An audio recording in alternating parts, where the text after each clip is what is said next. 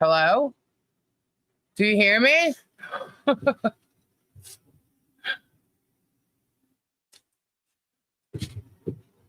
Can you hear me, guys?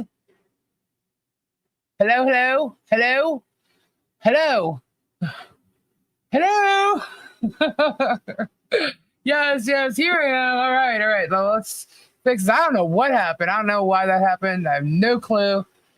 I was talking a mile a minute again, but this time my mic was actually out rather than me not being on the stage. So that was weird.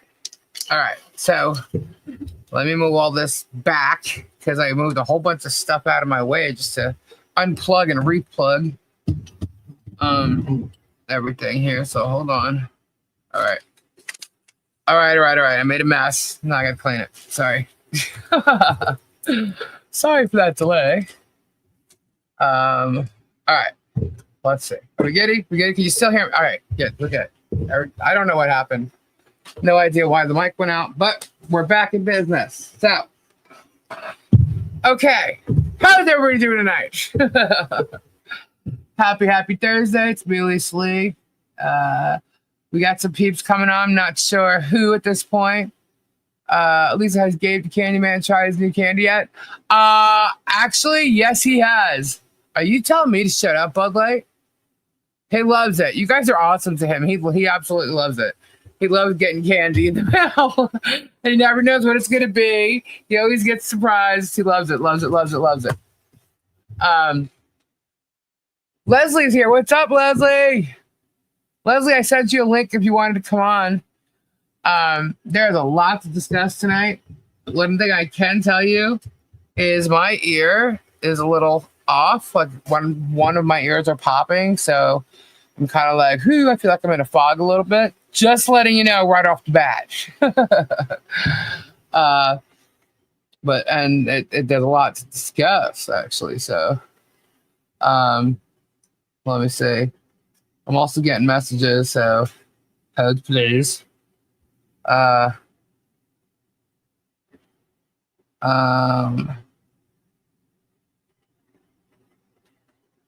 would that be? Anyway, I'll check this later. Sorry, guys. I tend to get a lot of stuff at like 9:30, 10 o'clock. Being said to me. Choose some gum. I don't have any. I don't have any gum. I know you can't hear my ear popping. I know.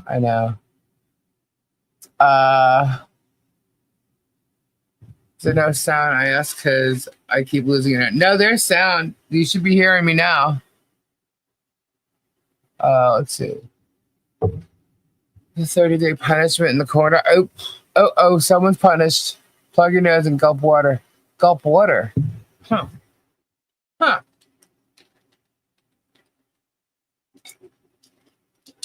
Oh, that's a good try. I actually see what you just did there. It works where I'm still plugged in one ear. But I see I've never done that as far as drinking something. What's up, John Cook? Mindy, Stacy. Stacy kept me up all night. Just kidding. Bonnie, Kimberly Chess, Jenny B, Ernie Boyd, Judith, Bryn. Hello, everybody. Pebs. Yeah, it instantly did it, Pebs. Instantly. And I'm like, whoa. But it's still clogged a little bit. Did Gabe stick Pop Rocks in your ear? No. What's up, Ray? Bearded Fisherman, Donna, Carrie, George Lowe, Pandera, Kim B, Sandra, Linda, let's see, Joy, hey, Jenny L, cool, Christine Lucas, George Ruckman, Bud Light, you silly little dog. Let's see, Kathy Wood, hi, Kinley. Oh, hi. Julie Harmon, Connie Shea, Francis, Ruth. Hello. Shut love up. Babs, Ray Bone Crusher. It's okay, Ray. I had a bit of a delay. My mic went out. Crimson, hello. Kyle, hello. At least I just had your email. I figured out where Jerm had the same. Yeah, everywhere he's lived, he's been in the court. Every county he's been in that court. So. Hey, Toma, Nicole Lizard Lips, William, Tricky Chi, Scabby girl. You know what? Musha, hi. I want to just let everybody know, in case you haven't, Nine Chins, what's up? In case you haven't realized or know now, if you type in the chat, you are subject to being recorded by the Hales Echo Chamber and possibly posted on Facebook. I just want to let y'all know that if you don't realize, they seem to be copying everything in the chat and posting it because they've got nothing better to do. So I always try to listen to those other people. Why? Let's see. Dance Rocker. Hey, so I just wanted to let you know, so you're fully aware. I know you have, but some people just realized I got an email about it, and there's nothing I can do about it. So I just want you guys all to be aware that they are copying and pasting it because, like I said, they've got nothing better to do, and they're trying to use it, in negative ways or to fit their narrative. If one person says something that might sound like. And they do that. But you know what's interesting? They're posting a whole bunch of stuff. They're doxing people. They're threatening people with losing their homes. They are also conspiring together and inciting their listeners. And their listeners are inciting others to do things. And they're spreading out, these contacts for people to recruit researchers and harassers and doxers and send emails. Yeah, so it's pretty interesting to watch, actually, because before they were doing it like behind the scenes where you couldn't see it. Now they're doing it all over the place, which is further proving the conspiracy on Jeremy Hales' side. So thank you to all you stupid ass minions out there. But yeah. Because now, we have all the evidence now to prove that Jeremy's the one with the echo chamber and the anti-system going on. So, especially since Tug has been called the ecosystem dude for I don't even know how long. Way before this problem started with Hales. So, it's quite interesting. Anyhow, let's see. Who's coming on? Where's Robbie? They do. It's actually pretty sad. Did you hear the sheriff that called up Richard? Go Richard. Yeah. It was a trooper from Ontario that called him and was like, are you Richard Luthman? I'm so-and-so, trooper from Ontario County in New York. And do you know Megan Fox? And he said, yeah. And basically Richard just cut him off with like, look, you don't have any jurisdiction over me and I don't feel like talking to you. So also note that I'm a reporter. Goodbye. Or I'm a journalist.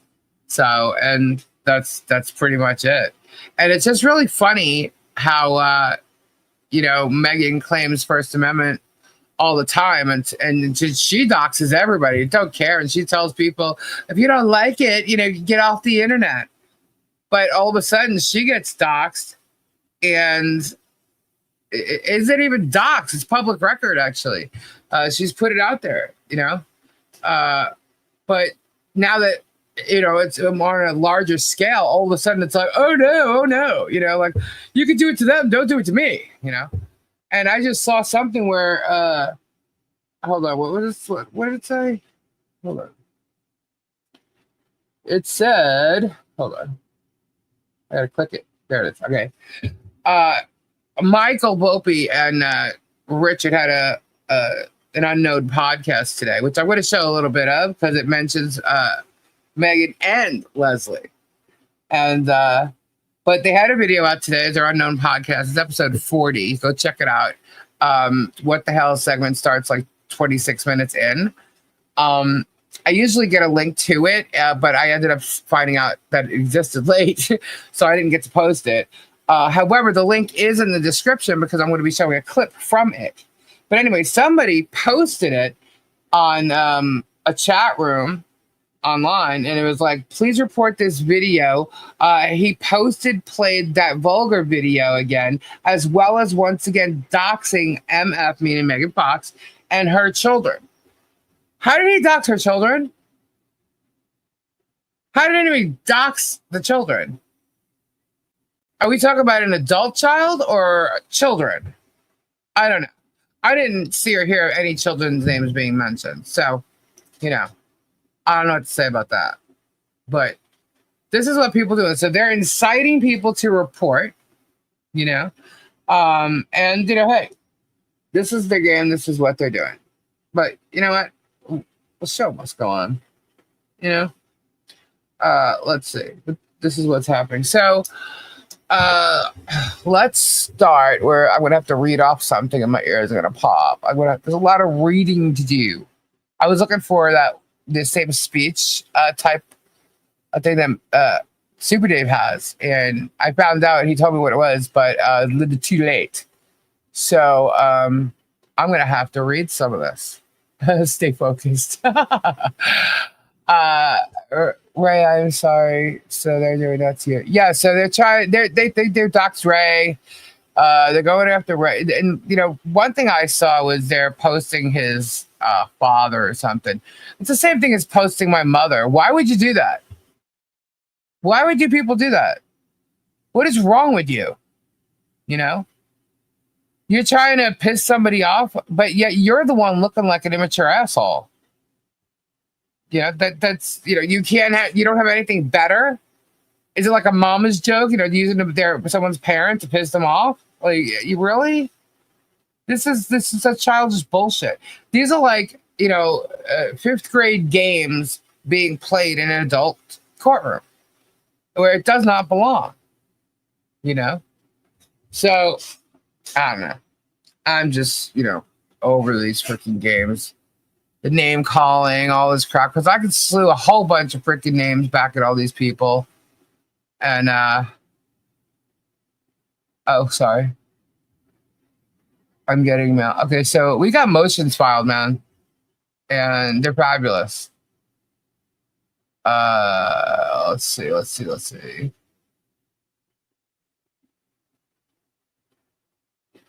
Okay. We got quite a few things being talked about, quite a few things being debunked. Where should we start? Do these morons really walk the street? You know what? I'm just baffled. I can't believe how stupid these people are. You know, they're feeding into, okay, so you have people like Megan and Tug getting so pissed off. Why? Truth hurts, right? So they're getting pissed, they're getting irritated, and they're forgetting, you know, not that they ever went by the rules, but the rules of what they do, right? So what's going on is they're getting mad, they're getting loud, and they're screwing up. And I mean, it's gone so far, it's like Megan's gone back and edited her own videos, and I'm thinking, oh, too late. It's too late, we got it. So there's a lot of stuff. Now, they both now found themselves included in a lawsuit, and that's the first of many. The first of many. So as Megan sits around talking like, oh, I don't care to be involved in this, blah, blah, blah. I got kids to send to college. Well, you obviously did care because you wouldn't keep your mouth shut and you kept your lies and your bullshit going rather than finding a real case to jump onto that you could be truthful about and not have to play a narrative where you know it's freaking wrong. You could have went and done that, but instead you stayed with this idiot going on with his narrative and going after everybody he wants. And now you found yourself in a lawsuit. And again, you're going to find yourself in many. You know, so what do they say over there? Oh, buckle up. Right. So today, yep, they are, Pebs. Today, I did not see your message in this chat tonight. No, I did not. I'm sorry, dude cells. I'm getting messages and emails at the same time, and I'm looking everywhere. I'm catching comments. A couple of victories by MLS tomorrow would be nice to shut them up. Oh, I don't know how. Trust me, MLS is filing. Everybody else's filing is going to be pretty similar. Marla's may be different. I have hers here, but I have not read it yet. I have a good idea if it's what I think it is, but I'm not sure until I see it. You know, everybody's is pretty much going to be the same because they're going after YouTubers, right? So the anti-Slapp fits completely with everybody. So I know that that's an angle that's going to go on.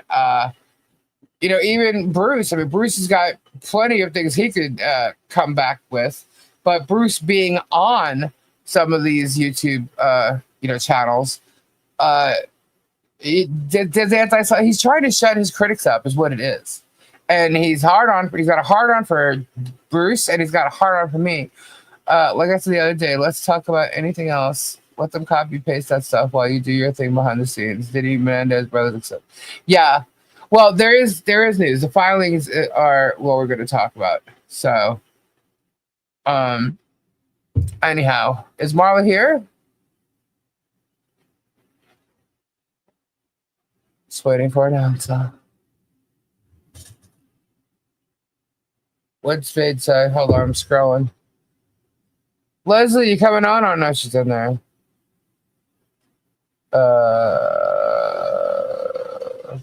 What's Fade say?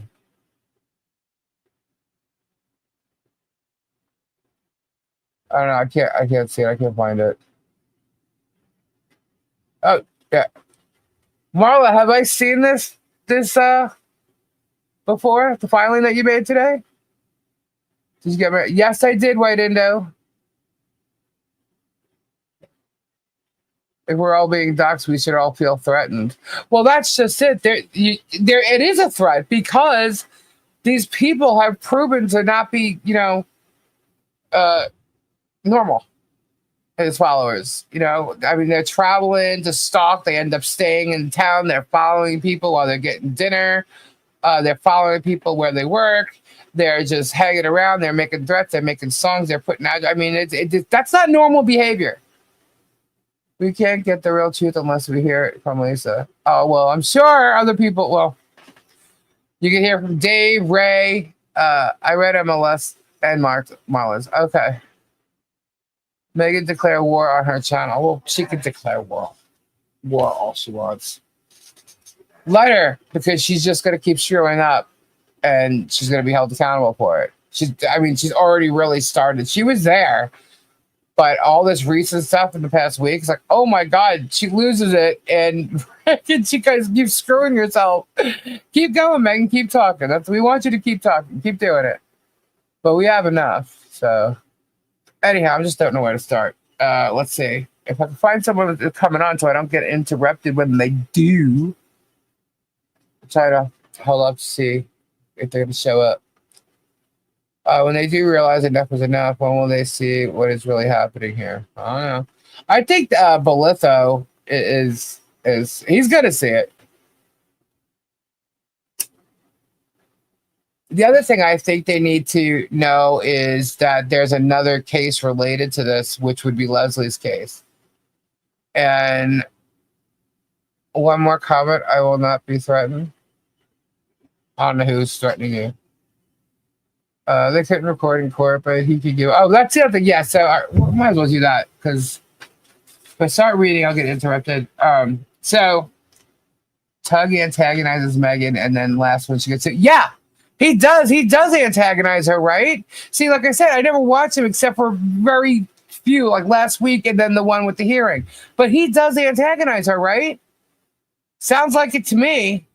He sounds like he's convincing people, like trying hard to convince people, because he just goes over and over and over and over why somebody shouldn't do something or do something, and then he antagonizes her. Well, the good thing is he's in a case too, so sounds like she's teaching her children how to be bullies. I don't know, man. Oh, Legally Leslie's here. What is happening, Leslie? I was seeing you on, and I was like, oh, let me go on and see Lisa. I was like, I don't know who's gonna pop on tonight. Yes. But I didn't want to start. I'm glad you're here too, because I can go over the. Oh, and I sent you. I wanted to tell you. I think I sent it to you before, but I sent it to you again. My affidavit from the bar. Okay. Because I know Megan's on a rampage. What? I did have it, but I downloaded it again. She's been on a rampage. I guess she's calling the bar now, getting letters from the bar. I don't know if you knew this, Lisa. She's calling the bar. Oh, I knew she had called the bar, and I was just saying to myself, okay, so did you ask specifically about her? Because Leslie actually has her paperwork. You know what I mean? And my affidavit, I was gonna say that affidavit was from after I retired. Do you understand? Like if you look at the date on that affidavit. Let me pull it up just so because we're referring to it. Here it is. Yeah, Michael, didn't you tell me? I'm asking my husband, didn't you tell me that she went to the bar and got like some personal letter sent to her about the rules or something? She got a personal letter. Well, here's the thing. It does like they can go on a basic ruling, but this is specifically for you. This is specifically for me. Exactly. Yeah. And my husband told me too that I guess when she was doing her live, I think somebody or Tug or somebody was like something about the bar affidavit, and she's like quickly went by it. She didn't want to focus, but what's outlined in red, just read that. I mean, that's like why she quickly went by it. That's what I'm saying. She avoids shit. She only uses what she can get her, get her point across with. I'll try to make it bigger. So yeah. All right. So just so y'all know, this is the Florida bar. This is the affidavit from the bar. Okay, from Cynthia B. Jackson.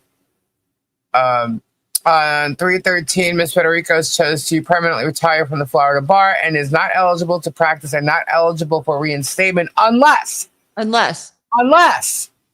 permitted by the Florida Board of Bar Examiners Office. Okay, she has to be permitted, so she has to file for reinstatement. Yes, exactly. And then what's the other one that let's see, what wasn't there something else that said that was my petition under review, right? You that was under review. Yeah, I had written my petition because you have to seek permission to retire because retirement is not disciplinary. This is what was explained to me by the bar when I asked them about retirement. They said retirement is not disciplinary, so you have to seek approval, meaning if there is major pending disciplinary action against you, you won't get approved for retirement. So I had given you previously, I would have to pull it up again, but I gave you my petition when I sought out retirement, and it had my reasons for why I wanted to retire in the petition, and that petition was approved within like 2 days of filing it. Because there's a lot of people that file petitions for retirement, but they do not get it approved because they've got pending disciplinary actions against them. Right. Okay. So, but then this is basically saying, unless this is not saying you're not eligible for reinstatement. Yeah, it's not saying which is what it would say. Because as lawyers, that's known as an exception. When you see language that says unless, that is an exception to not being able to practice. Do you see what I'm saying? Unless permitted by the Florida Board of Bar Examiners Office. Right. Gotcha. That's an exception that if I wanted to seek retirement for reinstatement, I would have to get approval by the Florida Bar of Board Examiners Office. Well, since we're on, I was going to start with Jaron, but since we're already on here and we're basically on you and Megan Fox, I might as well just start with the other part of this. So let's go. I'm going to show a clip from Michael Volpe and Rich Luthman's The Unknown podcast today. The link is in the description. Where is it? Let's share this instead. I have to do it differently. All right, let me remove this. Remove. Stop. Present. Oh, these windows. There we go. Okay. So that should be there. Let me pull this. Oh, will you be able to hear it? All right, let me know. Can you guys hear this or not? I wanted to have you on. Yes, sir. You can? Okay. You were the person who initially introduced me to Leslie Federico's. Leslie used to be a lawyer until she retired because the bar was going It's echoing a little bit. It is echoing? All right, hold on. Let me have to mute ourselves. I don't know if that's why it's echoing. I don't know. I'm going to mute myself. I'm just going to move it over into this window because it sounds better. All right, just so you know, this is... it's Rich and Mike Volpe, and they're interviewing Christy Black, right?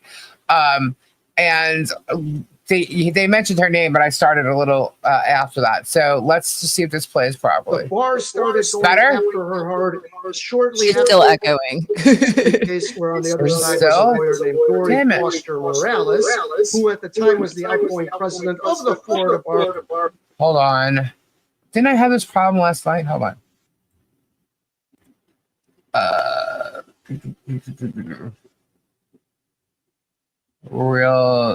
There we go. All right. Let's see. I'm sure it's Better? quite coincidental that Yes. her bar problem All right, started. then let me go back to here. Wait, let me start from where she comes in. Here we go. It's like 44. I think. Damn it, sorry. It's right there. He filed a motion to dismiss. I haven't been served yet. If I do get served, or if I choose to enter the lawsuit on consent, I'm probably going to bring just an answer and a counterclaim on the Slapp issues, as well as some of the other tortious activity that Jeremy Hales has engaged in. I want to get to the discovery phase. This is as a matter of law. Too far or something? Hold on. He's trying to get this thing thrown out, or at least have a hearing where they, the Shocket has to come in and explain why this second complaint, the amended complaint, shouldn't be thrown out because it's still a shotgun plea. I did. I went too far. If you started, Lisa started at 44. Sue Jeremy Hales for several $million. 44? And Yeah, in the 44. course of discovery, subpoena the entire Hales echo chamber. Yeah, right there. A little inside baseball. You were the person who initially introduced me to There we go. Leslie Federicos. Leslie used to be a lawyer until she retired because the bar was going after her hard. The bar started going after her hard shortly after she got involved in a custody case where on the other side was a lawyer named Dory Foster Morales, who at the time was the outgoing president of the Florida bar. I'm sure it's quite coincidental that her bar problem started as soon as she went into that case. But I sent you some stuff. First of all, you know Megan. How well do you know Megan? Do you know her at all? Have you guys ever talked? I've only had very superficial, but I used to have good conversations with her when back in the day when she was seemingly a different person. If you put the two characters side by side, to have a hard time believing it was the same human being, but lo and behold, she's had this seismic shift, and it's regrettable. I'm really shocked. I've mentioned to her, I was disappointed when she took down certain documents and information from her own web presence, and it seemed like retaliatory, and she was giving up sort of who she was. I even really enjoyed, she sort of did a mystery science theater when the Johnny Depp trial was going on, and that was very entertaining. And then after that point, I saw that she's just started to morph, change, and here we are today, and I wouldn't recognize who she's become. All right, now you introduced me to Leslie. Actually, you live in California, but you were advocating for several people in Miami-Dade, Florida, on the other end of the country. And one of them was Gabe Shapiro. Another was Eric Satin. There were others, but both Gabe and Eric were represented by what lawyer? And forgive me if it's my signal, but I had a little bit of a hiccup in your audio, but it was about Gabe and Eric Satin, both exceptional fathers, both targeted. What lawyer represented them? That was the amazing, the one, the only Leslie Federicos, who is. All right. Do you remember if Megan and I talked about those cases on the live stream we did? Absolutely, yes. Yes. All right. So Megan, who is now trashing Leslie Federicos, was familiar with her work. Do you remember if she was trashing her in 2021? No, she was a huge supporter, as anyone in their right mind would be. Leslie she's just one of those rare individuals who's probably one of the nicest kindest, generous. She's just a wonderful, wonderful person. And I think that sometimes makes her a target because she's beautiful, she's smart, she's kind, she's the voice for the voiceless. Her work history, even she won a recent appeal that became published. I mean, Leslie, really is an exceptional human being all around.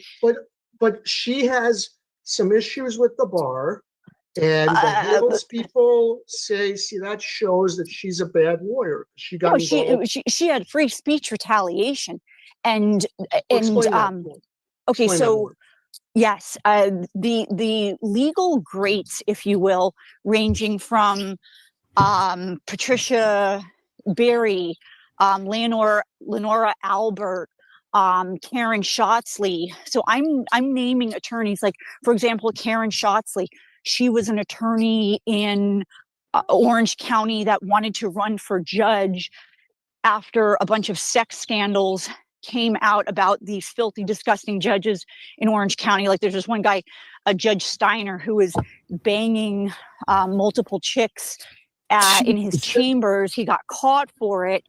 And then he ran on family values. And so Karen Shotley is like, I'm going to run against him. And so the DA and the DA's office viciously went after Karen, destroyed her career at the DA's office as an attorney. And that's what they do to shut you up. If you're going to talk about how the cartel works, and which is what Leslie Federigo's faced in Florida. Her opposing counsel was the exiting state bar president.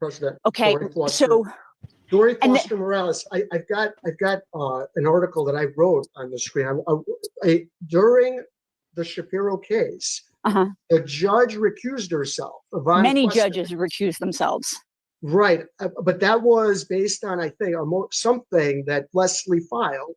And that was critical because it was this judge who moved custody from 50-50 to 100-0 in favor of Gabe's ex-wife. Yep. And as soon as that judge was recused from the case went in a better favor for Gabe. And I think they ended up settling at 50-50. Ironically enough. Now that's a case that this is pretty outrageous. Now, once that, super ultra mega corrupt Dory Foster Morales was involved in the case, they had all of these rigged judges, which is, typical with the corrupt courts. But the parties actually came to an agreement, even that they were going to sue Dory Foster Morales, that the former husband and his ex-wife met. They said, we have to stop this. This is out of control.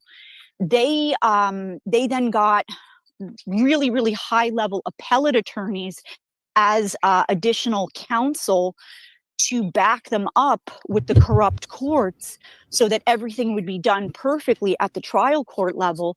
And the parties entered into a stipulated agreement that had been drafted by one of the most famous appellate attorneys in Florida. And wait till you hear this one. It was so that, they would share physical and legal custody with the kids and everything else. The court refused to sign it. So the court said, no, you parties aren't allowed to agree to this. And it was, the whole thing was, it was the milking the cow. Dory had extracted, well over $1 million from the father, and the father would have rather have given it to his former wife and children.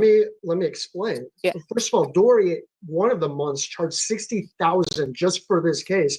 And the reason she extracted it from the father, who was not her client, was she would file motions that would be approved to make him pay for it, because Gabe and his family started JPay, which is the single biggest prison system for email and other things like that. So, he's got some money. So why don't we just extract as much money as possible?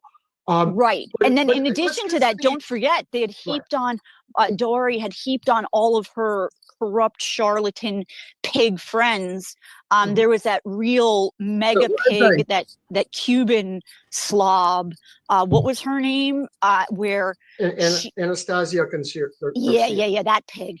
Well, so she got on the case, and then when we were trying to rip that pig off of the case, she refused to leave the trial. So the court appointed an attorney for the children to defend against the truth. All right. So they appointed the equivalent of a guardian ad litem, is what you're saying, and then they appointed an attorney for the guardian ad litem, and Gabe was paying for all of it because he started JPay, and so it's okay. We can extract as much money as possible from him. Yeah, that's what the court was he saying. was looking at like $5,000 an hour when he was in court. It was just to drain an article up. This is an interview I did with Scott Siegel, and he started a paper company that has. So not Megan. Oh my God, Megan's involvement with this, Leslie. Yeah. Was she discussing these cases at the time? Like what? Yes. Yeah. She knew. Her and Volpe did a show together. Okay. They were co-hosts on the show. And in the Christy, she was the one. Christy had fought, because remember I told you I used to have a popular YouTube channel back, that I deleted. Right. Yeah. Christy found out about me through my YouTube channel, and she ended up, I guess, referring me to this guy named Gabe Shapiro, who he started JPay for the jails. So he was a multimillionaire, and he was in his 40s, right? So I took on the case because they didn't want to have a local attorney, because when you have local attorneys, you got politics, right? So it was a Miami-Dade County case, and I was up in Orange County, so I would have to fly down for hearings and everything. And so when this happened, Gabe ended up, he wanted to get press on what was going on. So he had been recommended Michael Volpe through Christy, that's what I recall. And then we ended up doing a series of interviews on the case with Volpe and Megan Fox. And the whole time, Megan Fox was reporting about, the great work I was doing, what a great attorney I was.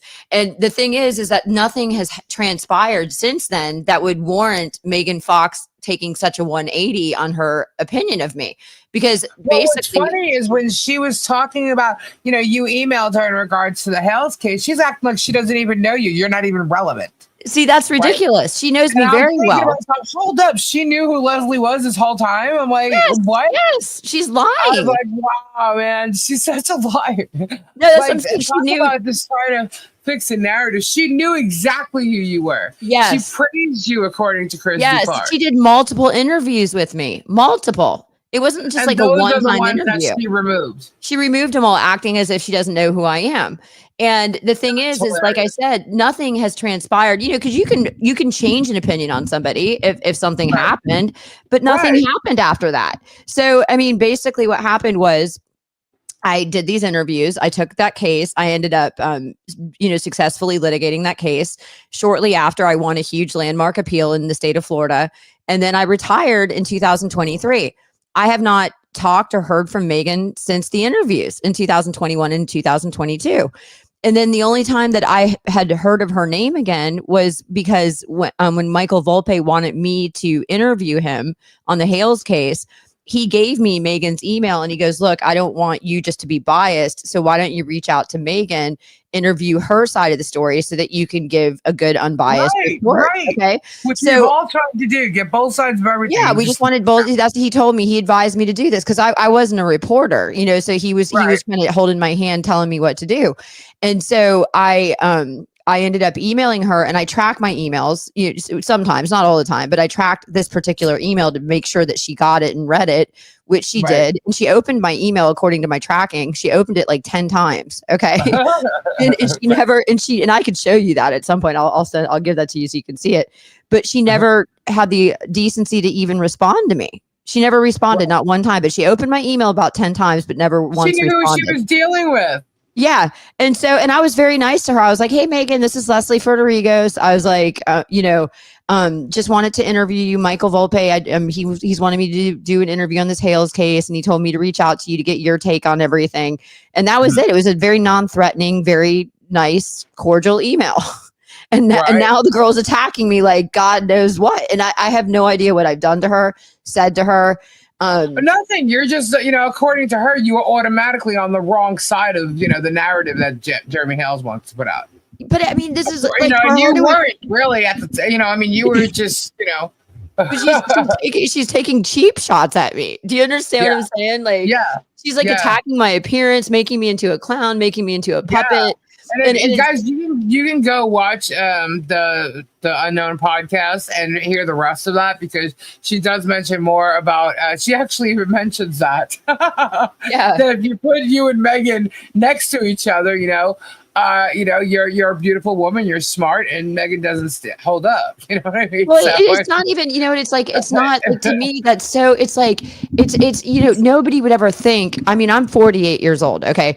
Nobody would ever think in your 40s, 50s, whatever, that you're going to be enduring this type of juvenile attack where it's about appearance. That's something that you do in like elementary school, right? When you're a little kid. But by the time you grow up, you're not sitting there attacking people's appearances like that, And so that's why. Here we are. Yeah. But anyway, it's like all about these opinions, but the opinions have to fit the narrative. I'm like, let's talk about opinions for a second.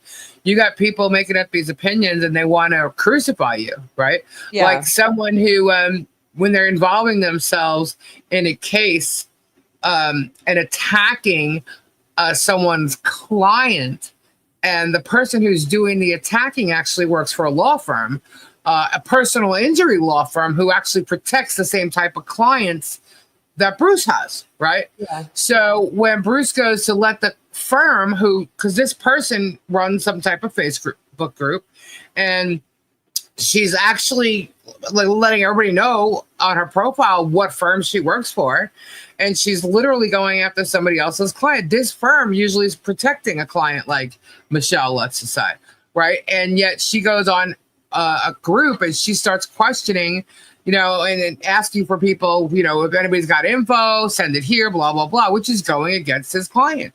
He attempted to talk to her and he said, what, here, let me just read. But anyway, what ended up happening was Bruce contacted the law firm, letting them know this is what's going on, right? And the girl didn't like it. So she went and she made a bar complaint about Bruce, right? Oh my God. So well, I'm going to show you if I can get it up here, because I heard his disciplinary action was dropped. Yeah, you hear about that? So that's good news. Disciplinary. You're talking about the bar complaint or the actual Connecticut? His actual thing. That's what my husband told me today. He said that he saw where everything was dropped. Hold on, I gotta ask Bruce. I didn't hear that. Yeah, that is great news if it was. Yeah. Let me see. So this right here, this is from the Hartford Judicial District Grievance Panel for GA in the town of Hartford. It's the Grievance Council. Okay, so it's dated May 21st. And I'm just going to skip the addresses here. All right, so I have to set it up. Okay, there we go. All right, so it's a grievance panel dismissal. The above captioned grievance was considered at a meeting held on May 20th, 2025 of the Hartford Judicial District Grievance Panel for GA 13 and the town of Hartford. The panel carefully reviewed the information submitted and made its determination without a hearing. Based upon the panel's review of the information submitted and at its disposal, the panel had determined that no investigative hearing is necessary and none has been conducted. This complaint was filed by the complainant and administrator for a Facebook group. She states that the respondent attorney responded to a post seeking information about former residents of the Northport, Florida area. Although not the person who made the initial post to which the respondent replied, she indicates that she responded to the respondent in her capacity as the administrator of the Facebook group. The respondent then communicated to her and stated that the post was part of a cyber stalking and harassment campaign. She further complains that the respondent contacted her employer, which was inappropriate as her involvement with the group was not associated with her employment. Yet she posted on her, like she's representing them. What type of employment did she have? Do we know that? She worked for a law firm. Okay. Okay. Sorry, I didn't realize. Okay, so I'm sorry, but it does have something to do with it. If you're on and you're cyber stalking and you're working for a law firm, they need to know how you're conducting yourself, because it's a big deal. Yes, exactly, and that's why Bruce, did what he did. Let's see, where was I? Involved in a group not associated with her employment. She contends that this outreach to her employer constituted unethical conduct, intimidation, and potential witness tampering. She further contends that so what, is everybody a freaking witness on the internet now? I mean, like, I heard this the other day. Really fast. I have to laugh. Now that I'm involved in all this, I do skim past some of these channels like Hales, right? And I saw where Hales and his partner George were talking about spoilage of evidence. People are getting rid of spoilage of they're using these terms in it. They're acting like they're in this like criminal like court. LA law. Tampering, spoilage of evidence. It's like, what in the world do they think is going on here? But this is a civil matter, dude. But let's see. She further contends that the respondent identified himself as counsel to the former residents about whom the Facebook group for which he was administrator was seeking information. Attached to the complaint were several screenshots of the online messages relating to the involvement of the respondent in the matter. The respondent filed an answer to the complaint indicating the background of his involvement. He states that he represented the individuals, residents of a Northport, Florida neighborhood who have been targeted for harassment online. He contends that the Facebook solicitation for information regarding his client was to be used by certain YouTube personalities in furtherance of the harassment of his clients. He admits that he reached out to the employer of the complainant in hopes that this would discourage the continuation of the complainant's participation in the harassment against his clients. The respondent notes that he had become a target of the online face group. The answer was sent to the complainant, who submitted a reply submission in which she reiterated her concern that the respondent improperly and in retaliation intentionally made false claims about her to her employer. She contends that her online posting constituted protected online expression. She then stated that the respondent violated specific rules of professional conduct, including respect for rights of third persons, conduct prejudicial to the administration of justice, conduct involving dishonesty, fraud, deceit, or misrepresentation. How is that? No, and here's the thing: she's not even his client. No. Do you understand? No. I mean, what in the world is the prejudicial administration of justice? No. Right. See, these rules, you guys got to understand these rules. When we had to take a class about this in law school, and they give you case law that defines what this means. This is if you're involved in a case and say that you're representing somebody and you're tampering, or doing some sort of deceitful, dishonest misrepresentation within the case that you're in. This, what in the world? This doesn't even make any sense. And abuses his position as an officer of the court. The respondent submitted a specific response to the rules violations alleged. He notes that it was his intention to inform the complainant's employer of the complainant's involvement in the solicitation of private information about his clients. He challenges that his actions involve conduct that is prejudicial to the administration of justice and that he was attempting to discredit a witness. As to the allegation that he engaged in conduct... What? A witness? Discredit a witness? Yeah, she's not a witness yet. She wasn't mentioned. She's not... yeah. Okay. Everybody he talks to is a witness. I mean... to be a witness, you have to have direct observation. Just so you know. Yeah. You can't be, I'm on Facebook and I'm following Hales's videos, unless you're going to comment directly on what Hales says in his video. That would be a witness. But somebody, if she's going to talk about, say, the neighbor, Michelle, or somebody like that, no, she'd have to be there, right there, firsthand, observing everything directly to be a witness. telling you, the way they're talking about this stuff is crazy. So as the contention that he abused his position as an officer of the court, the respondent submits that his actions were in response to the complainant's active participation in the online groups who were seeking to harm his clients. At the meeting, the panel determined unanimously that no probable cause exists, that the respondent violated any of the rules of professional conduct. The rules considered by the panel include 3-4 fairness to opposing party, 4-4 respect for rights of third persons, 8-4-3 conduct involving dishonesty, fraud, deceit, or misrepresentation, and 8-4 the conduct that is prejudicial to the administration of justice. In addition, the panel considered that a lawyer's responsibilities contained within the preamble to the rules of professional conduct.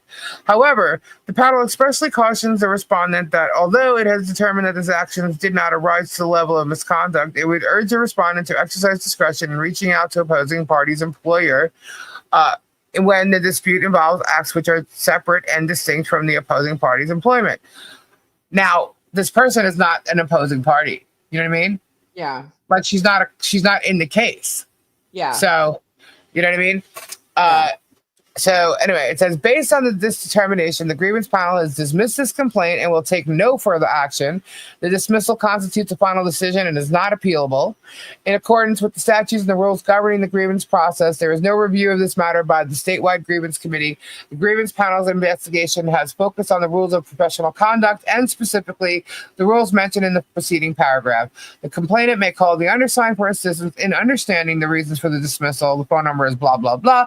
Please understand that this dismissal is not subject to appeal or to any further review. Respectfully submitted, John J. Quinn, Grievance Counsel. So there you go.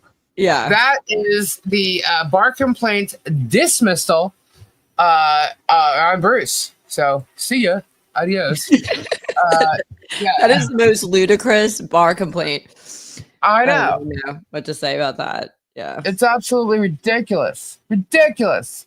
So, Yeah. Leslie, you and I were on a call last night, right? Yes. Yes. And something automatically just like, whoa, holy crap, something was just posted in the, the court case, Federal 2 court case. Oh, yes. Right? Yes. Yes. Yeah. That was a great interesting. motion. It was a great motion. Yeah. Yeah. And so it was like, it was last night, right? So I'm going to say like, what the, normally it doesn't come in that time of night, so, okay. So let's see what this is. And it is an absolutely fantastic motion to dismiss in the case. Let me share. Oh, please. Let's see. There it is. Motion to dismiss by David Helms, who's MLS, his attorney. And it is 32 pages long. Well, do you want me, I was gonna say, do you want me to kind of like bullet point out like the main arguments? You know what I mean? Because I know it's so long. Yeah. It's 30, you know what I mean? Yeah. You want to read it? Yeah. Let me pull it. Let me make it bigger. Yeah, because I wear glasses. Yeah, cool, because my ears are popping. So Yeah. there you go. All right. So go ahead. Scroll down. I'll tell you when to stop. Okay, preliminary statement. Okay, so just as this case is, let me see. Okay, so it's talking about the Slapp, the Slapp statute. Keep going down. It's okay. So basically, it's calling out that Hales made allegations of defamation. Okay, civil conspiracy, because those are predominantly what he's arguing is that people are defaming him. They're conspiring together to bring him down, pretty much. Okay, Right. So, Right. But what this essentially is saying, because this is kind of like the preliminary statement's pretty much summarizing this entire motion. But the preliminary statement is basically saying that these statements are not considered defamatory, or they don't contain illusory statements that are insufficient to demonstrate a civil conspiracy. So basically, they're just saying that it doesn't meet the elements. And at least Right. what I can do too is I can always pull out the statements, because I think I have that in a piece of paper. The statements that he's alleging that each of you guys have said, because it's ridiculous. Right. But anyways, keep going down, and then I'll. All right. I just want to introduce Robbie's here. So say Hello, Robbie. hello. Hey, Hello, Rob. everybody. Hey, honey. Hey. we're going over the filing from David Helm's attorney today. Hold on, my headset went out. Hold on. So we're gonna scroll down a little bit. Okay. Oh my God. So here it is. It says, okay, his allegations. Okay. So Hales' allegations against Helm. Now, this is just against Helm in the amended complaint. These are the allegations. He's stating that Helm contacted Preston and Cook, that Helm contacted Matskin, that Helm having Matskin on his YouTube channel for roundtable discussions on June 8th. He's alleging that Hales is twice as dumb for not understanding the fair use doctrine. And the fifth one is commenting on another YouTube channel that he saw a picture of Hales planting the alleged defamatory signs himself. Okay. So these are the allegations that Hales is connecting to Helms. Okay. Right. And then let me see here. Hold on. Okay. Keep going down because this is just saying that Hales, he has over 730 followers. So obviously he's got a good reach of people that he can get to. Then it's saying first, the alleged defamatory statements that form the basis of civil conspiracy are either facially not defamatory. So what that means, guys, when it says facially, that means what it appears like if you were to read it within the four corners of the complaint, the way that it appears in writing. So it's saying that even if you just read it in the alleged complaint, it's not defamatory.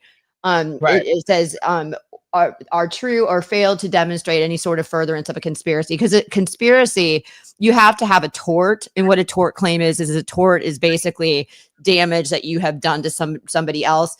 To have a conspiracy, you have to have a tort first. Okay. So that's why he probably added in that you guys damaged his business, because that would be a tort claim, interference of, with a business. So he's claiming that you guys all conspired to interfere with that.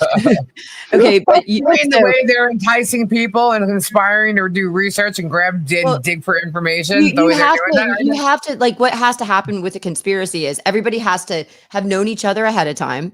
Everyone has to get together simultaneously get together and say, okay, we're going to bring Hales down together and we're going to destroy his business together.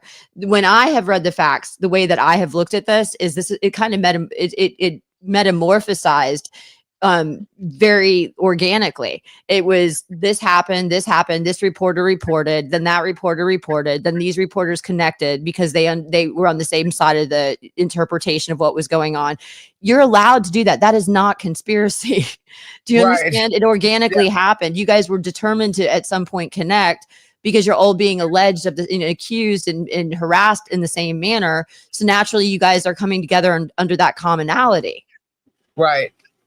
Yeah, we all came together because of him, because of the BS. Yeah, it wasn't like you guys all knew each other. I mean, all of you guys all knew each other and were BFFs, ahead of time. And you said, let's bring Hales down, No. So there you go. So then you see the second one. It says, that's what I just said, the claim of torturous interference with the business relationship. That would just mean that you guys conspired together to bring his business down. But here's the thing. From my understanding, I don't think his business has suffered in any capacity. If anything, he's benefiting off of all this publicity. Yeah, so I don't see how you guys are harming his business. He's making products about us. I mean, he's selling them. Yeah. So, I mean, yeah. And we're giving him content. Yeah, exactly. And then the third one is that it's in furtherance of a conspiracy to violate the Florida's Deceptive and Unfair Trade Practices Act. And what that act is, guys, that act is basically saying that, hey, I'm out here doing business and I'm basically lying and misleading the consumer. Okay, I'm being deceptive, right? And how I'm operating a business. So they're saying that you guys are operating a business deceptively and conspiring to deceptively operate this business in furtherance of bringing Hales down. Huh? How are we doing that? No, but that's what that means. Do you understand the Florida deceptive and unfair? But how are we doing that? How are we being deceptive? No, it's not. But he's basically just highlighting the arguments that Hales is trying to make. So keep going. Right. Well, I'll keep a fourth is that amended complaint fails to. Okay, so what a prima facie case or cause of action is for false advertising under the Layman Act. Prima facie, when you guys have say like a claim would be torturous interference, or a claim would be defamation. There's elements that have to be met in a claim in order to prevail in that claim. what a prima facie cause of action is that means that you allege within the four corners of the amended complaint, you allege facts that meet each of those elements. And he's saying that this attorney is saying that the elements were not alleged to have been satisfied. So it fails to state a prima facie cause of action. Gotcha. Does that, if I'm not making sense, let me know. I'm trying to make it as easy as possible. I get it. Yeah. And then lastly, it says because this lawsuit lacks merit and seeks to hold defendant Helms liable for free speech as a matter of public concern. Okay, this is important because if you're say considered a public, like somebody in the public, like Hales would be. Guapo. Yeah, if you're considered that, you have to have newsworthy things that would be of public concern. Like for instance, Johnny Depp, right? That whole thing. People were able to talk about that. Reporters were able to talk about that because one, they're public figures, and two, it's a public concern because it's something that the public would want to know about because of what they already knew about Johnny Depp and, Amber, whatever. Right. Right. But what he's saying is that Helms is allowed to have free speech. He's allowed because Hales is considered a public figure because the amount of followers that he has, that it would be newsworthy information. And that would be contrasted to me where nobody knows me. Okay. Or at least did before this. And all of a sudden my life is being exploited. That's an invasion of my privacy because I'm not a public figure. So when they're talking about, say, my retirement, that's not newsworthy information because I'm not a public figure. Okay. Right. But in this case, Hales is a public figure. So you guys can absolutely speak about what's going on with him. He actually sought out some PR work when he went to file this in March. And then also after he did what he did to Guapo. Now, nobody, as far as I know, in this case, discussed Hales before this filing of this lawsuit. The first one. File.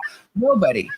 You know what I mean? So for him, he made it public. He could have asked for the case to be confidential or sealed, but it's not. No, he couldn't because then he couldn't use it as content. Exactly. So it kind of goes with the territory. If you're gonna publicly file a lawsuit and you're not taking measures to conceal it, then you're gonna, and especially if you're a public figure, you're gonna expect that people are gonna comment about it. Right.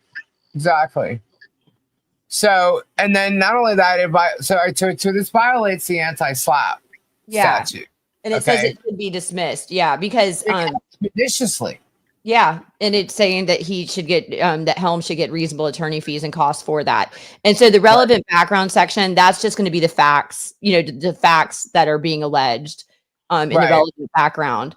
And then usually after the facts are alleged, then it will get into the actual what we did, because we just summarized what this whole thing said, because usually you summarize. This is 32 pages, guys. I'm not sure you really want us to go through, the 32 pages word for word. What is this? What is this? What is what? What are you guys reading? I just got on here. This is the motion to dismiss by MLS's attorney. Oh, okay. By the way, guys, this is all public record. So you can go on to Pacer. Like you can go on to Pacer into the Northern Federal District Court of Florida. You can put in Jeremy Hale's name under Pacer and it will take you to the lawsuit. And you literally can just click on a link and you can read this entire thing because it's all public record. It's not confidential or sealed. Right. See, if he truly was trying to do something, he would have sealed all this. Yep.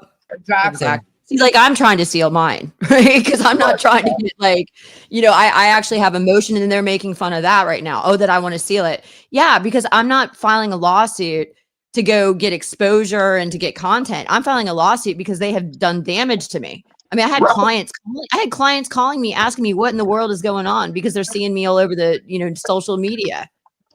Right. I'm going to pull up Marlo's too. So now, Leslie, this is the argument. So this is where I think, because this is an anti-Slapp case. So we want to explain a little bit more about anti-Slapp.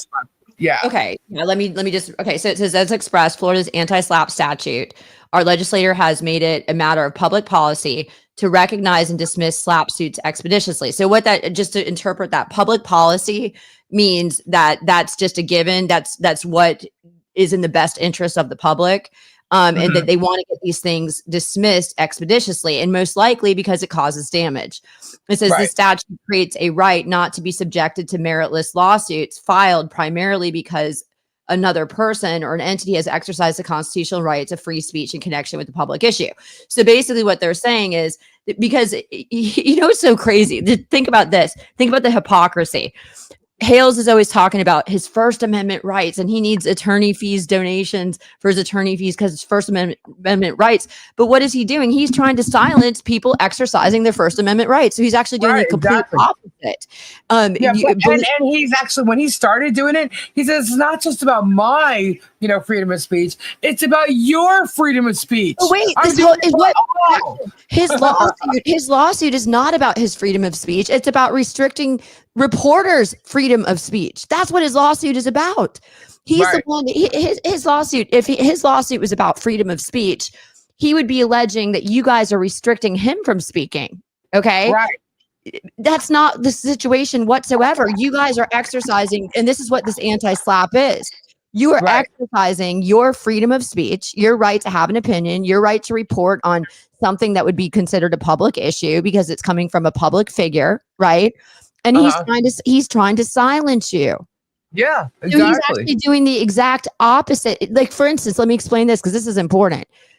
If he wins this case, what happens is case law is created. I want everyone to understand this. Case law is more binding than statutes.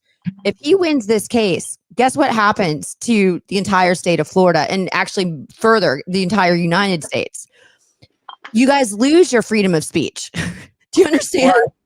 You lose your freedom of speech because they will refer to his case continuously in the future as to silence anybody who wants to report on something of public concern, because that is ultimately what he's trying to punish you for exercising your freedom of speech. And then he's turning around and telling his audience to give him donations for his legal fees so that he can protect the First Amendment right.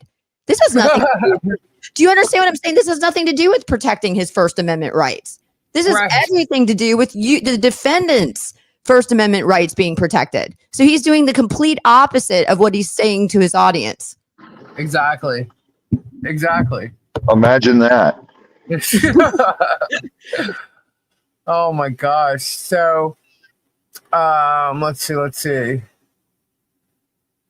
So this just, I'm just looking, just keep going. Cause this is case law. So they're just referring, these are just like legal arguments. And I look to see if Florida has already won, like there's been, anti-SLAPP cases. And yes, there has.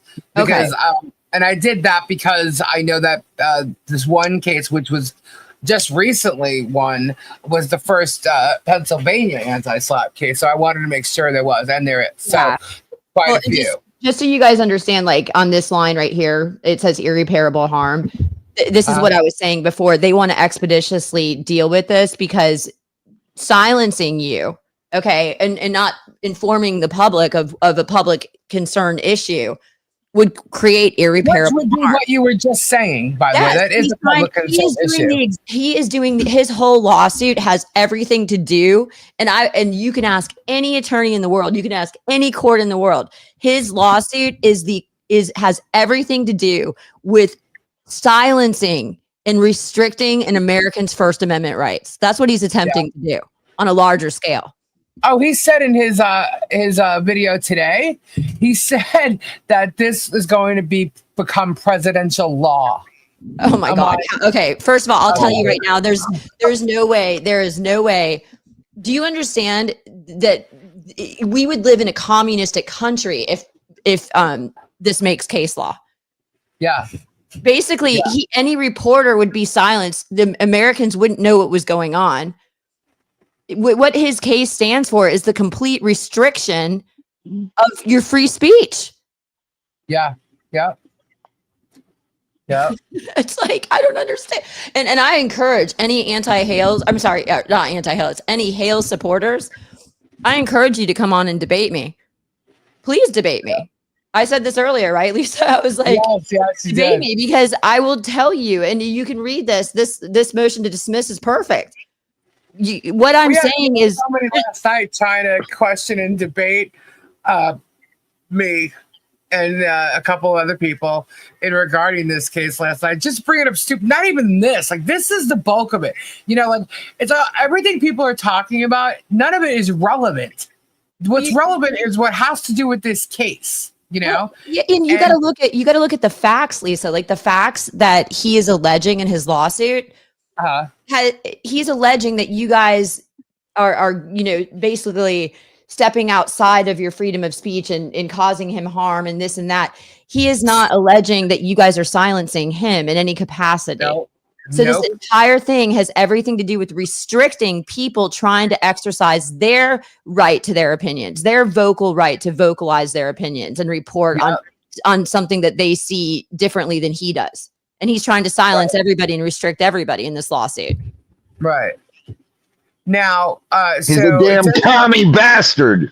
Well, I'm telling you, the anti-Slapp statute provides that a defendant may move the court for an order dismissing the action or granting final judgment, and it may file a motion for summary judgment together with supplemental affidavit seeking a determination that the claimant's lawsuit has been brought in violation of this section. So do you want me to explain that for you? Because that's very technical. Okay. A summary judgment basically is because the court has different mechanisms to not keep people held up in court. Okay. Because the court wants to expeditiously get rid of cases. They don't want to keep everybody held up in court. A summary judgment is when there's absolutely no way that a trial is going to find it any different. There is no way that a party can prevail. Okay. So it means that if you take the evidence as it stands after discovery, or you take the evidence in this case just based on the fact that it violates anti-Slapp, which would have to, first of all, to violate the anti-Slapp, what has to be determined, you have to determine that he's a public figure, which is a slam dunk. We can determine that. And you have to determine that that your statements were defamatory. Okay. Opinions, insults, harassment type of statements are not defamatory statements. Just so you guys know, you can say, I think such and such is an a-hole. I think he's a stupid lunatic. That is not defamatory. That's insulting. I can have an opinion. I think he's like Hitler, modern day Hitler. That's an opinion. That's not defamation. Defamation I think he's like a modern day Stalin. But defamation is like what just happened to me. Defamation is where they're in receipt of the truth, like the affidavit from the Florida bar stating that I chose on my own accord to retire. And then they're off telling the world that I chose to retire to evade disbarment. That is defamatory. Do you understand? That is a maliciously intended factual statement that is completely wrong. They're in receipt of the correct information, and they're still going out there publishing to third parties this complete falsification of fact. That is way different than calling someone Stalin or calling someone Hitler or calling, insulting somebody. That's a whole. What about saying they're a felon and they have a rap sheet and all this other crap? Okay, well, that is that is actually defamation. If that's not true, now here's the defense. Okay, if somebody, then that's defamation. I am a felon. I'm a felon. I'm the only felon. That's defamation. And no, listen, if somebody accuses somebody of being a criminal, that is what's called defamation per se. And you don't even have to prove damages in that capacity. Just the statement in itself is considered so egregious and so damaging. All you have to do is prove that statement was said, and that's I can prove it, and many a time he said that is defamation. That is defamation. He said I have multi-felonies. See, and that's the thing. He would have to see. Here's another thing with defamation. You can have indirect defamation or direct defamation type of statements. Indirect defamation would be something like, Robbie, like we all know, you've not touched drugs in however many years, you're clean. He knows this, but he's in a roundabout way making statements that insinuate that you're a current drug user. Okay. Oh, he didn't insinuate it. He said it. He said it. And we got it. It's all on video. That's defamation. And he publicized it. That's defamation. It and broadcast it. He not only said I was using, he said I was dealing. Yeah, well, that's Yeah. defamation. That's defamation, Yeah. period. That's And defamation. with Robbie, he said it in person to people as well. Yeah, Yeah. well, there you go. So he's Bullshit. published it. He's published it to a third party. He has Yeah. knowledge that this is an incorrect statement. So that shows malicious intent. See, malicious intent has to be proven, and malicious intent means that this isn't a mistake, right? You have knowledge that this fact is not true, but you're Mhm. still going out there and you're lying, and you're leading a third party to believe something that you know not to be true. Okay, that's Right. malicious intent or reckless disregard. It can be either malicious intent or reckless disregard to the truth. Those are elements in proving defamation. So if he's doing that, that's absolutely, see, you guys have a case against him, in my opinion. Exactly. He's got nothing, because anything we've talked about is what we've experienced, what we know is true, and the public records. Yeah. You know what I mean? And then what he's saying. And you know, that's what we've been critiquing, commentary. That's what we've been doing ever since. And I go on at 10 o'clock at night. So I go on after all day long bullshit about Hales. Yep. You know what I mean? So I get to like comment on all of it, you know? Yeah. And so sometimes I have to wait till the next day or whatever. But, you know, my whole thing is stopping him from lying about people and hurting this family and others, because he's hurting others. And because I've done that, he's come after me. He's come after Robbie. He went after Dave. He went after, Super Dave. He went after Ray. Yeah. And not just him. He got his, and I have a video of him saying this. I think you do too. He's got an army of people. Oh, yes. And let me over and over again, his sphere of influence. And I mean, these are his words. Well, that's more conspiracy. And getting to that second prong, if you see under Roman numeral 2, do you understand, for him to prove conspiracy, he has the burden to first prove a tort. Okay. He can't even get to prove civil conspiracy until he proves that you guys engaged in a tort claim. Okay. Okay. Can we stop talking about torts? You're making me hungry. No, but you guys know that the whole thing about the business, you guys interfered with business, right? Yeah. That he would have to show that his business was affected, that his business went down, that you guys engaged and took action to intentionally bring his business down before he can even prove that you were part of a conspiracy. He'd have to prove that first. He can't. That's my point. We've done nothing to bring his business down. I wasn't even talking about his business. I was talking about what he was doing to Michelle and what he did to Guapo and what he did to Robbie. Then he, attacking me because I'm actually telling the truth, and then all of a sudden he does whatnot. And then he's making products about all of us. So have I commented on the products? You damn skippy, I have. Yeah, exactly. They're about, they're made about me and Bruce. I haven't seen one about Robbie yet. But I've seen them made about, and Michelle and John. Whether it's about, it's not like their physical thing, but the porta potties, the whole thing about a porta potty or a bucket. Meanwhile, that dude, when he moved to Otter Creek, was pooping in buckets and making his friends come and poop in buckets. Poop in buckets? She doesn't even know that part of the story. I don't even know that. What the heck? Oh my God. Pooping in buckets. Oh my God. Yeah. But so I mean, I find that humorous. All right, sorry. It's hilarious. So all right. So we're out. That was 2. Yeah. So keep going, and I'll just summarize. What happened to the comments? They're not on there. What? On where? I can't see the TV. I can't see comments. They're not up there because it was doubling on people, so I took them down. Oh. What do you mean, comments that you would normally say? Yeah. Or that new feature? There's no comments on the TV. On the screen. See chat at all? No.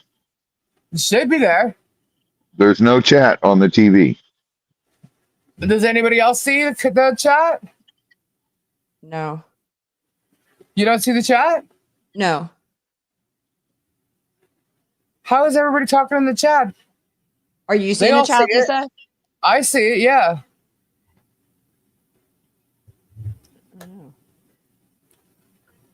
They're all saying I see. They have chat.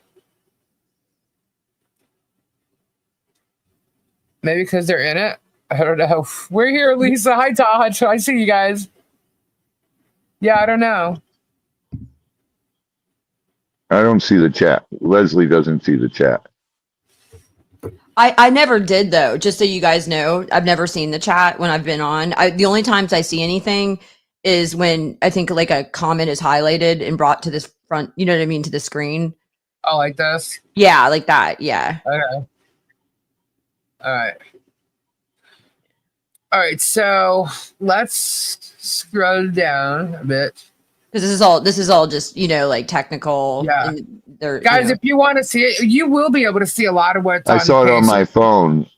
I'll be able to release certain pages. I'll actually, you know what? I'll work on that so that next week you guys can see all the updated files as they're posted. It's not ready for you guys to see yet, but I'll make it easier for you guys to go and look at. But this is a 32-page document, so just to say everything. I mean, it's really worth going to read this because I don't think it could be any more perfect. Real fast, if you look at Roman numeral 3, see where it says 1, 2, 3. Those are elements. Remember, I was telling you guys about elements that have to be proven. Okay. So one is that there's a deceptive act or unfair practice that has to be proven. Causation means is that particular action caused the actual damage that is alleged to have taken place. Okay, that you have to have, because you can have damage happen, but you have to link that damage to the action. That's what causation is. And then actual damage is you have to prove actual damage. So he has to prove that you guys engaged in a deceptive act or an unfair trade practice of some sort, that because of that action that you guys engaged in, that deceptive act or unfair practice, that caused him to say lose $100,000 last year. So he would have to prove that. Do you understand how crazy that is to prove?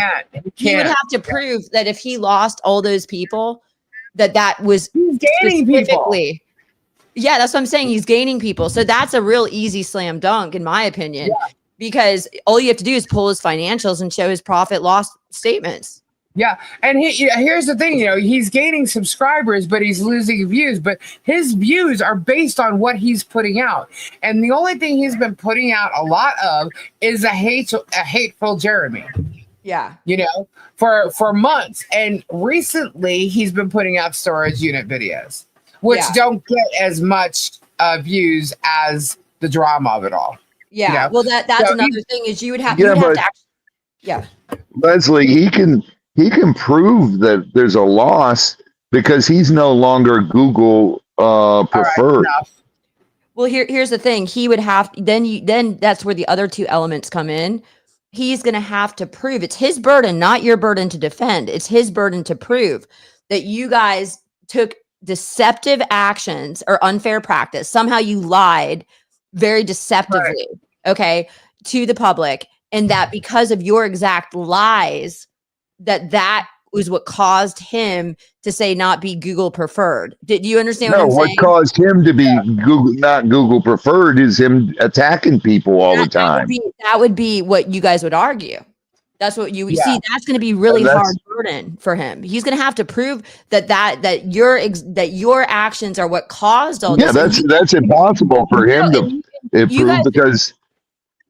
Yeah, and you guys are going to argue, no, he's lost people or he lost his Google preference or whatever it was due to his own actions. That would be the contrary argument. Right. That's easy to prove because all you got to do is ask Google. Ask YouTube on the chat there. Yeah, exactly. Yeah. Well, this is all for Polymop. This whole thing is just ridiculous.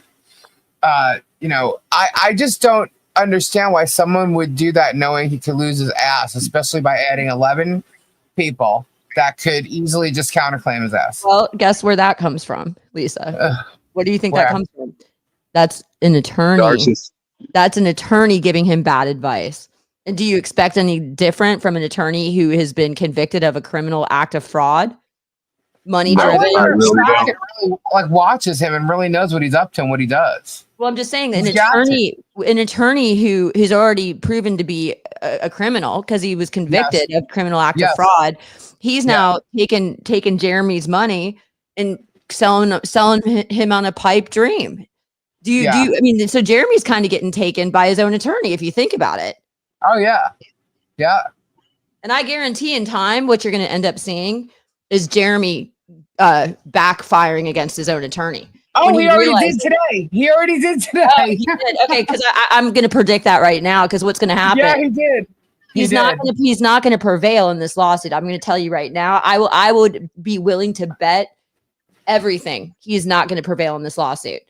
And what's going to happen is Jeremy's going to be pissed off because he's going to realize that he's about to get his freaking world rocked. And who's he? And Jeremy can't take accountability for anything. So who's he going to blame? He's going to blame his attorney. He's going to blame his attorney, the judge, the whole. Everybody. Yeah, it's everybody but the narcissist. Yep, and that's what you guys are going to see in the future. I would save this podcast. I would be willing to bet money. He's blaming Shocket today for when the judge, we're going to get into that too, but the judge asked Shocket if he would consent to a 14-day extension for Michelle to get, an attorney. Yeah. And he's blaming Shocket. He said that Shocket should have asked him. He should have been asked. Oh my God. No, let me tell you something. Let me tell you this. Okay. Because I had a lot of federal cases. You look like an, excuse my language, asshole if you don't consent to something like that. Because what's going to end up happening, like for instance, we have this federal case in the Northern District and every single defendant on that case asked for a 15-day extension. And we approved every single one of them, because if you don't approve a 15-day extension, what's going to happen is they're going to file a motion with the federal judge and they're going to say, opposing counsel doesn't consent, and the federal judge is going to bypass it, and the federal judge is going to grant their extension. But now you look like an asshole. Oh, he's going to look like an asshole again because I requested an extension and he immediately came back with, we do not consent. So I, in turn, am filing an extension with the judge, and we'll see what he has to say, because he's going to see that they did not consent. And in a very, what's the word I was using? Discreet, like discourteous. They're gonna discourteous way. Yeah, they're gonna look like assholes. Oh yeah, that's the best. Shocket is an empath. I'm sorry. When I heard that today, I literally busted out. He said he called him an empath. He called Shocket an empath, and I was like, "Well, then why would Shocket take your case?" I'm like, "You're an idiot." Yeah, I was like, first of all, I'm like an empath to the 1000th degree, and you want to tell me that guy is a freaking? So I'm sorry. Let me tell you, God help us all. Yeah.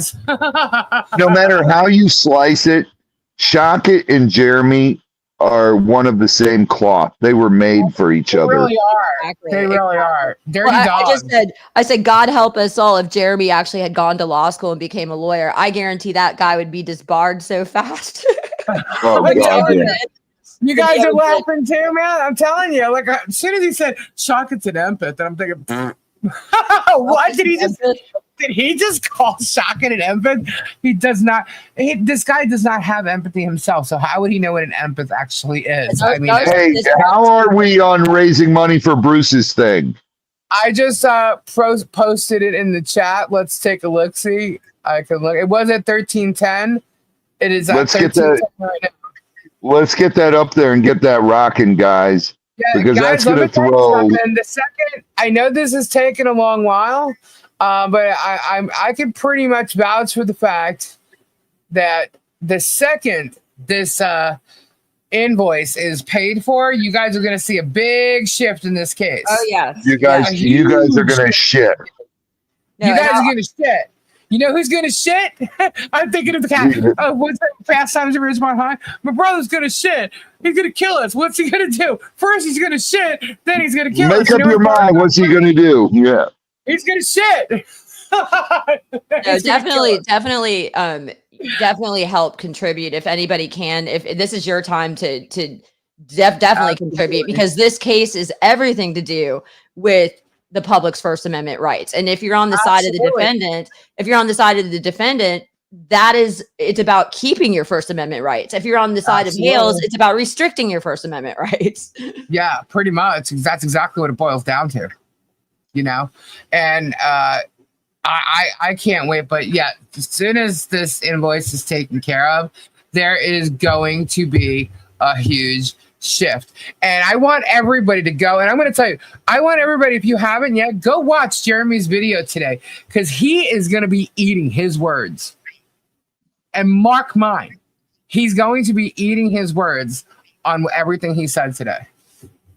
Trust. Well, Leslie, you got to talk to my lawyer today. Oh, yes. He's so nice. I love him. He was great, Robbie. He's a great guy. And he doesn't believe in nonsense BS. But now he's to the point where he's so pissed off about all this. Yeah. He's like, oh, this has got to stop. Yeah, he finds this insane, and you can tell the guy is very competent. He's in New York City. He's got a suite number in New York City. He's definitely like a competent attorney. And anybody with competence as a lawyer is looking at this like, what the heck is going on? Well, he was a New York prosecutor for years. Oh wow, yeah, you can tell he's smart. He's good. Yeah, he's very up on things, and he's had a lot of big high profile cases in New York, murder cases and everything that were worldwide cases. Yeah. And I'll be right back. I'm just getting ice for my drink. Guys. He's he's a very New York style attorney. Hey, let's talk about this. Let's work this out. Let's do this. Exactly. But now he's to the point where, look, I've tried to be nice. And that's why he said, I'm calling Leslie. And he's like, let's just go after this asshole. Yeah, that's how we talked about that today. You know what I mean? Because it's crazy. It's absolutely crazy. And you can tell the guy, he knows what he's talking about. He's very competent. But yeah, it's. But you got to. But that's a thing. It's federal thing, and he's not a federal attorney. That's what he was telling me. That's why he asked me if I knew some people, and I can put my feelers out for sure. I can definitely put my feelers out. Right. So, but yeah, I'm telling you, it's I don't even know what to say. You got to blame you again when you've got as a lawyer, you have to assess the strengths of someone's case when you take it, right? And that's why you got to look at Shocket, and you got to say, why is she? Because it's clear to me that Shocket just wants to get money from this whole ordeal. So he's willing to take something completely frivolous. You know what I mean? And that's what he pointed out. He said he showed all his friends, a bunch who are prosecutors still for New York. He showed a bunch of his friends all this stuff, and he's been showing them constantly. And they're like, how is this guy still allowed to practice law? Exactly. Because this is why what's going to happen. This is is that Hales, because it's going to catch up with Shocket for selling Hales on a pipe dream, because what's going to happen is he's going to fail miserably. And then what's going to lose his bar license. Yeah. And Hales is going to blame Shocket, and they're going to be at war together. Because this is completely meritless. Well, Bruce has just one question for Shocket. So, and what it is, he wants to know, is it advisable for someone his age, 59, to have a wisdom tooth extracted?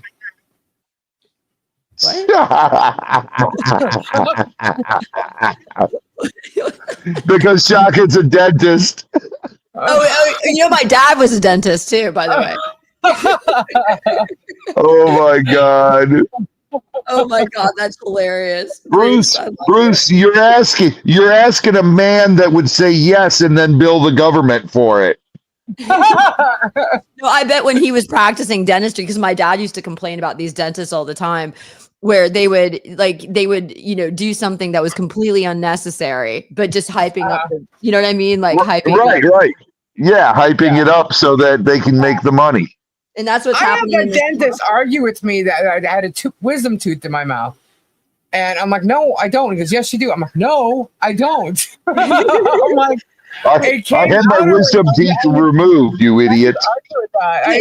You guys, you know what I have a question about? I wonder if the Hales supporters realize, when they're the ones that are making donations, I wonder if they realize that they're standing on the fence of restricting First Amendment rights to reporters. No, they have no clue, because they believe they're drinking Kool-Aid and they believe what's coming out of his mouth. You know what you guys need to do? You guys need to go on a rampage and just hit up every attorney and ask the attorney's opinion, and just say, hey, I have a question. If you were looking at this lawsuit, who's on the side of keeping First Amendment rights? And I guarantee you 100% of the legal world would unanimously tell you the defendants are all about First Amendment rights, and the plaintiff is trying to restrict their First Amendment rights. So all these people drinking the Kool-Aid and paying these donations for his legal fees, what they're essentially doing is they're actually campaigning to restrict Americans' First Amendment rights. They're restricting their own rights. Yep. Their right to post whatever they're posting on Facebook, exactly. Their right to say this, to say that. You are basically following the guy who's trying to restrict your asses. He's restricting, his whole lawsuit is about restricting First Amendment rights. That's what his entire lawsuit is about. But here's the thing, Leslie. Jeremy is so dumb, he doesn't see it that way. No. Well, go out there and I would guarantee, if you take 10 different attorneys at random, if you called law firms, you took 10 different attorneys at random, every single one of them would unanimously say what I just said. We have spoken to lots of attorneys just in regarding this case from the beginning to now, and no one could believe that this case is even in existence. Yeah. To this moment. No. There's no way a judge is going to allow this to take place. And if the judge does, for any weird reason, they're definitely not going to make case law on this, because case law, that would completely restrict every American in the United States' ability to have First Amendment free speech. Well, Bolitho could do wonders for himself to make case law with this. When as soon as these dismissals come in, it's still a shotgun pleading. Lisa, do me a favor. Take the thing off the screen for a second. I want to see what happens. Hold on.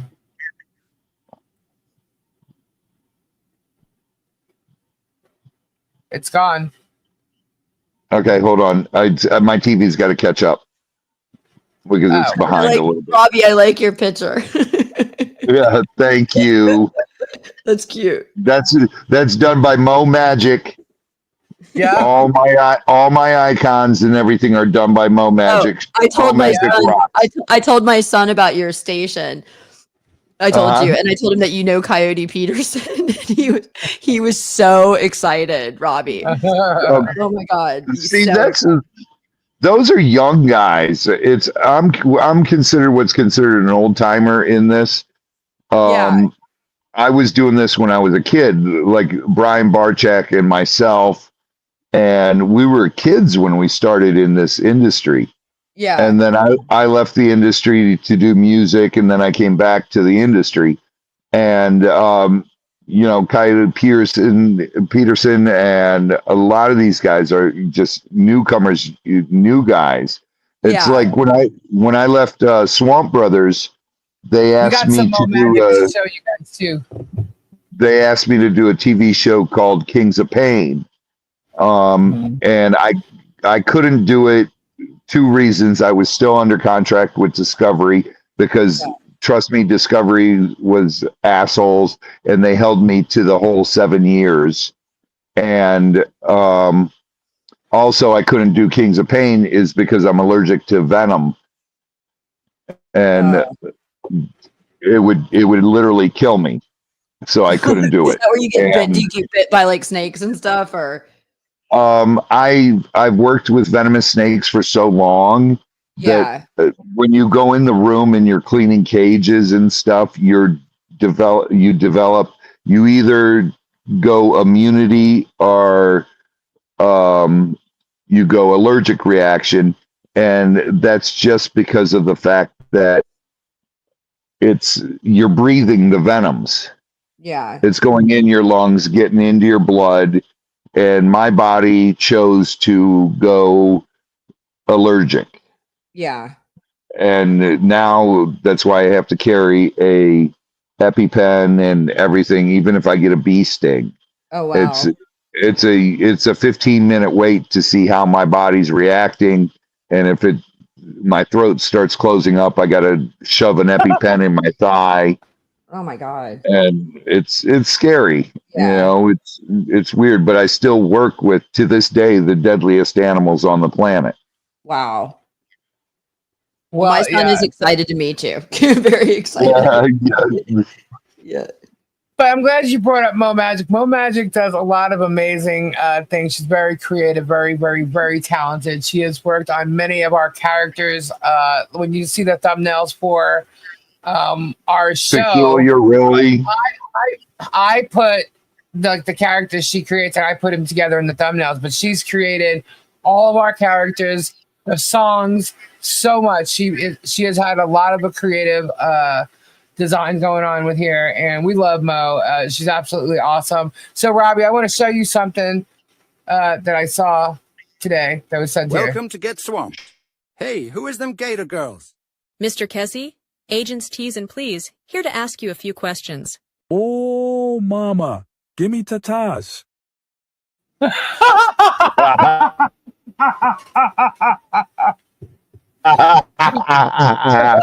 Oh my God.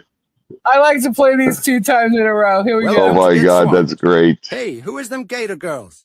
Mr. Kessie, agents T's and Please, here to ask you a few questions. Oh, mama, give me tatas. Look at the baby lemur.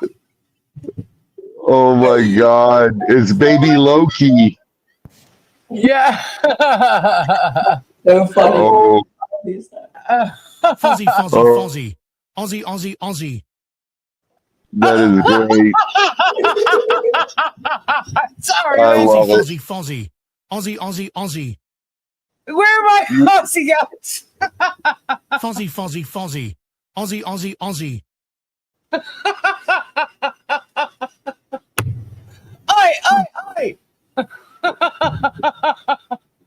Mo, that was incredible. I love you. Mo rocks. Mo rocks. All right, so back to this motion to dismiss. I mean, we pretty much got it down. He put the anti-slap in, and let's just go down to here's the 4, the action statements. Yeah. So it says actions and statements alleged to be committed by Helm were not in furtherance of conspiracy. So this again goes to the whole conspiracy. So you see the elements, see how they list to prevail in a false advertising claim under the Layham Act. These are the elements. The defendant's advertisements would need to be false and misleading. The advertisements deceived or had the capacity to deceive the consumers. 3, deception had material effect on purchasing decisions. That's going to be hard to say, right? 4, misrepresented product or service affects interstate commerce. So then what that means is that you have to show that it crossed state lines. And 5, the plaintiff has been injured in result of the false advertising, which is going to be the hard part for him to actually connect, again, that causation, that injury, based on your supposed false advertisements that are misleading. Where you see cases like this, so you guys can understand, say that you had a credit card company, you had a mortgage company, right? That was doing crazy loans and deceiving the public. They would have to, be going out there and basically saying if we have the best price, we work with you guys, we work with everybody, our interest rates never go up, and then it lures people in, and then people end up getting a mortgage, and then a year later it's an umbrella loan. Do you understand what I'm saying? So you'll see a situation like that. Michelle has them in her email. I sent them to her. So all right, so let's go on. Let's see. There's a plaintiff's claim of conspiracy. For the statement to constitute commercial advertising or promotion under section, they must be commercial speech by a defendant who is in commercial competition with plaintiff for the purpose of influencing consumers by defendant. Like, he tries to say that he's in competition with us. How does someone with 3,500 or 1,800 or I don't know how many Helm actually has, but when you're talking about commercial competition, how are you in competition with someone that's at 730,000 subscribers? How does that work? Exactly. Like, that makes no sense to me. Yeah, you guys are in different brackets. You know what I'm saying? Like, you're not his competition. And he's got, and then you would have to be almost like a similar type of show format to him.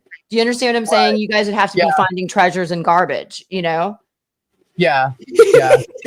Finding treasures in garbage. I'm sorry, I just love saying that. I think it's hilarious. Oh my God. Finding treasures in garbage.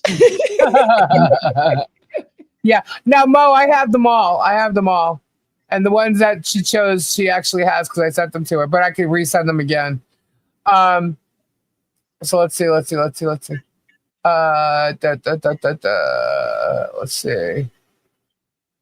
As to the remaining two elements. Okay.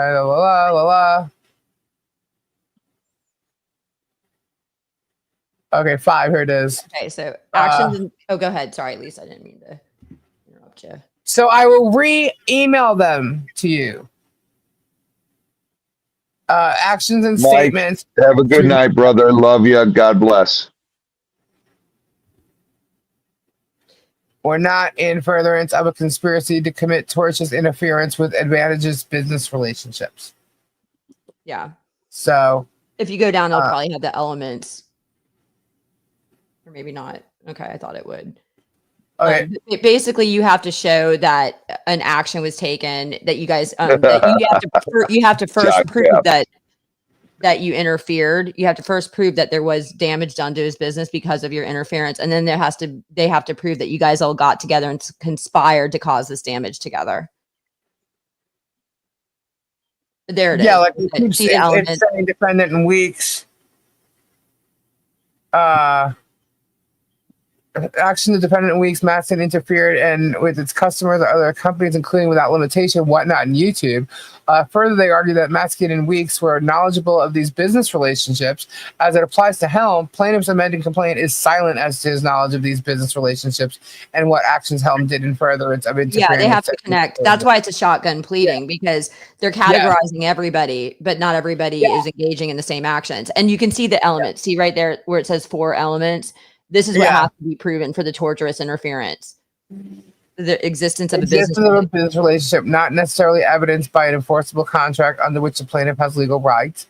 The defendant knowledge of relationship and intentional and unjustified interference with the relationship by the defendant and damage to plaintiff as a result of the interference. Well, first off, we can already prove.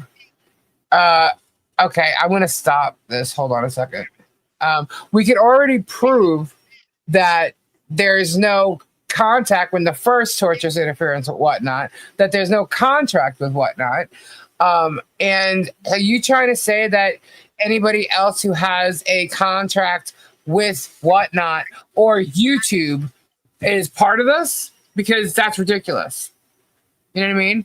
Like we all know that there's a YouTube. We all know that there's a whatnot. You know what I'm saying? So it doesn't make sense. What this means is the existence of a business relationship, because he's saying that there was a business relationship between Hales and his followers. Okay, his followers are paying him money, and then he's doing something in exchange for the money, right? So you don't have to have an actual formable contract in writing. You just have to show that there is a business relationship. There's exchange of money for services between Hales and his followers. Then secondly, you have to say that you guys knew about his relationship with his followers. You guys knew that they were paying him X, Y, and Z for particular services. And then the third element is that you intentionally and without any sort of justification interfered between Hales and his followers. And that fourth is that it caused Hales loss of revenue, damage, right? And that because of your intent, that would be like if you got his database, right? and you started calling his followers and saying, oh my God, don't go to Hales because he's doing X, Y, and Z. Come to our station or whatever and pay us the money instead of paying Hales the money. Yeah. So Okay, yeah. Let's So that's see. how So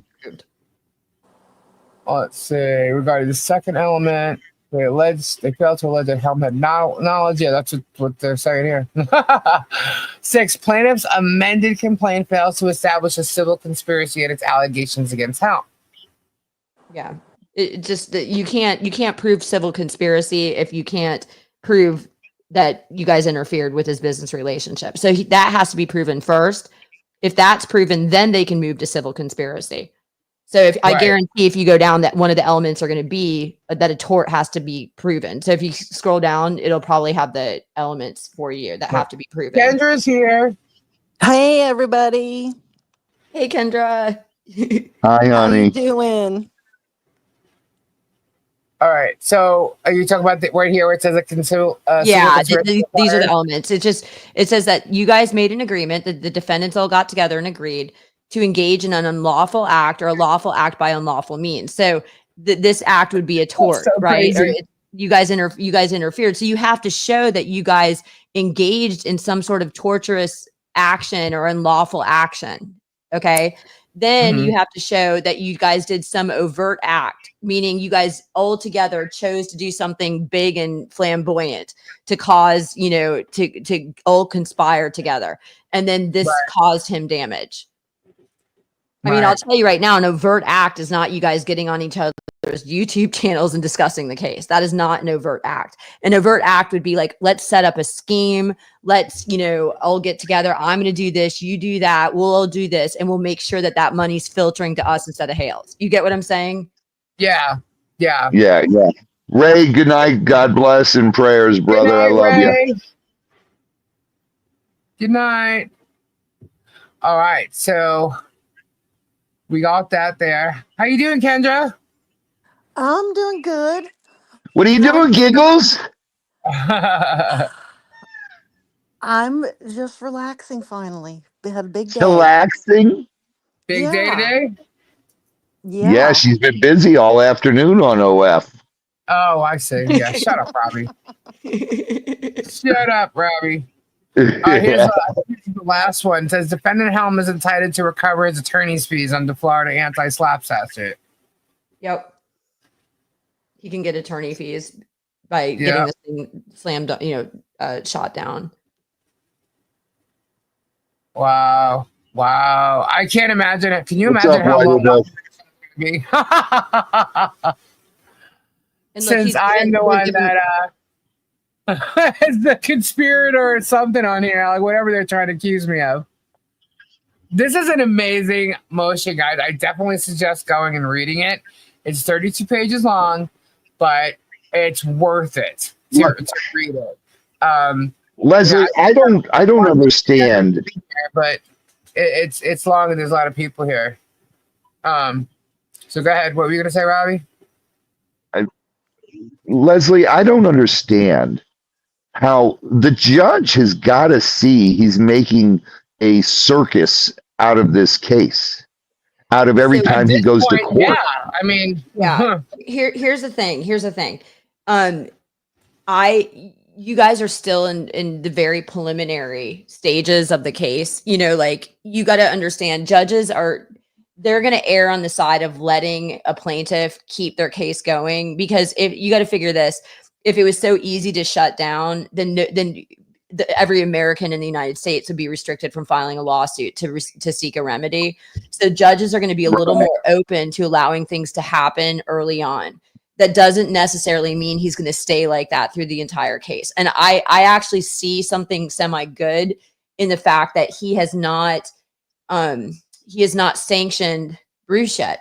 Like, he has sanctioned Shocket $4,000. He has not sanctioned Bruce yet. So, and I think Bruce from what Bruce told me, he did a really good response to an order to show cause that really pointed out who Hales really was and what Hales was really doing and his followers were doing. So I think that my prediction is the tables are going to be turned. I'm going to tell you right now. I predict that. So don't get so William, down. good night. Yeah, I'm not getting down on the judge. I think the judge is doing an incredible job. I think that he literally wasn't paying attention. Like in his words, he said this was a simple plaintiff versus two defendant. Right, that's what he thought.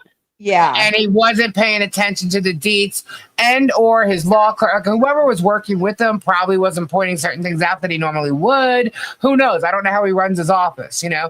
But I think when it was finally brought to his attention, I think that it was like, holy shit. But unfortunately, it took the 123 motion to vacate to get it to his attention, and that's where I think he realized he screwed up. Now, that was also filed, I believe. Yes, it was filed before that hearing. So he was able to see that before going to that hearing on April 3rd. So he knew what was at stake, and now he's got a district judge overlooking it. So he can't really say much, you know what I mean? Until he do certain things, but until, he's told from, I guess, his upper, Well, here, I'll tell you right now, I think it was a very, very bad move on Hales' part to file the second lawsuit and name all you guys as defendants. Oh, well, the judge even told him he couldn't add us to the case. Yeah. So what he took from that was go file separate cases. And that's dude, are you that stupid when the judge clearly told you? Yeah. Guys, we have on the screen right now, this is the invoice for the attorneys that which obviously is blocked out because we don't want everybody to know who they are until it's necessary. But this is the invoice for the retainer fee. It's $6,000, as you see. And I just wanted to let everybody see that's what it is. So that's, please, if you guys can help, we're at, let me see, we put the link up. Let me see what it's at this very moment. I'll make a donation for that. $1,360 is where it's at. We need to get to 6,000. Hopefully we can get to it pretty quickly, because I'm telling you guys, the second that we get to that goal and we can retain this firm, I believe, okay, now it's just my opinion, it's over. Yeah, I agree. So, at least for the parties that they're going to handle, I believe it's over. The rest is still going to be there, but I believe everything's going to be thrown out once that's thrown out. I do. Yeah, I believe that, and that's what Rip said too. Yeah, that's my personal opinion. I could be wrong, but that's my personal opinion. And I'm more of an empath than that asshole Shocket. So, now there is another. That's for John and Michelle. Excuse me? No. That's just for Michelle? Correct. Okay. Okay, so let me see what this is. And you'll understand why that is when this is all said and done. See, what you have to remember is this, okay? John and Michelle are two separate individuals. Harley Grace is a third separate individual. If you're going to sue these people, you can't sue John and Michelle. You have to sue them individually. They're not married, okay? Oh, that's right. Gets their own defense. They have their own rights. They get to speak. You know what I mean? So Jeremy and even the court putting them together is wrong. Like, especially this Ohio case, right? There's certain things that John is accused of, and then there's certain things that Michelle is accused of. John's not accused of all the same things that Michelle is. Unfortunately, I mean, it's real foolish, but the fact is that the case against John, they've got nothing. They don't even accuse him of writing these signs. So it should be. Leslie Guapo says hello. Oh, tell Guapo hello. Tell him I can't wait to meet him. And if he wants to come on Tuesdays at 10 o'clock Eastern, I'm doing this thing called jury room where all the defendants and anybody that has anything to say all comes together.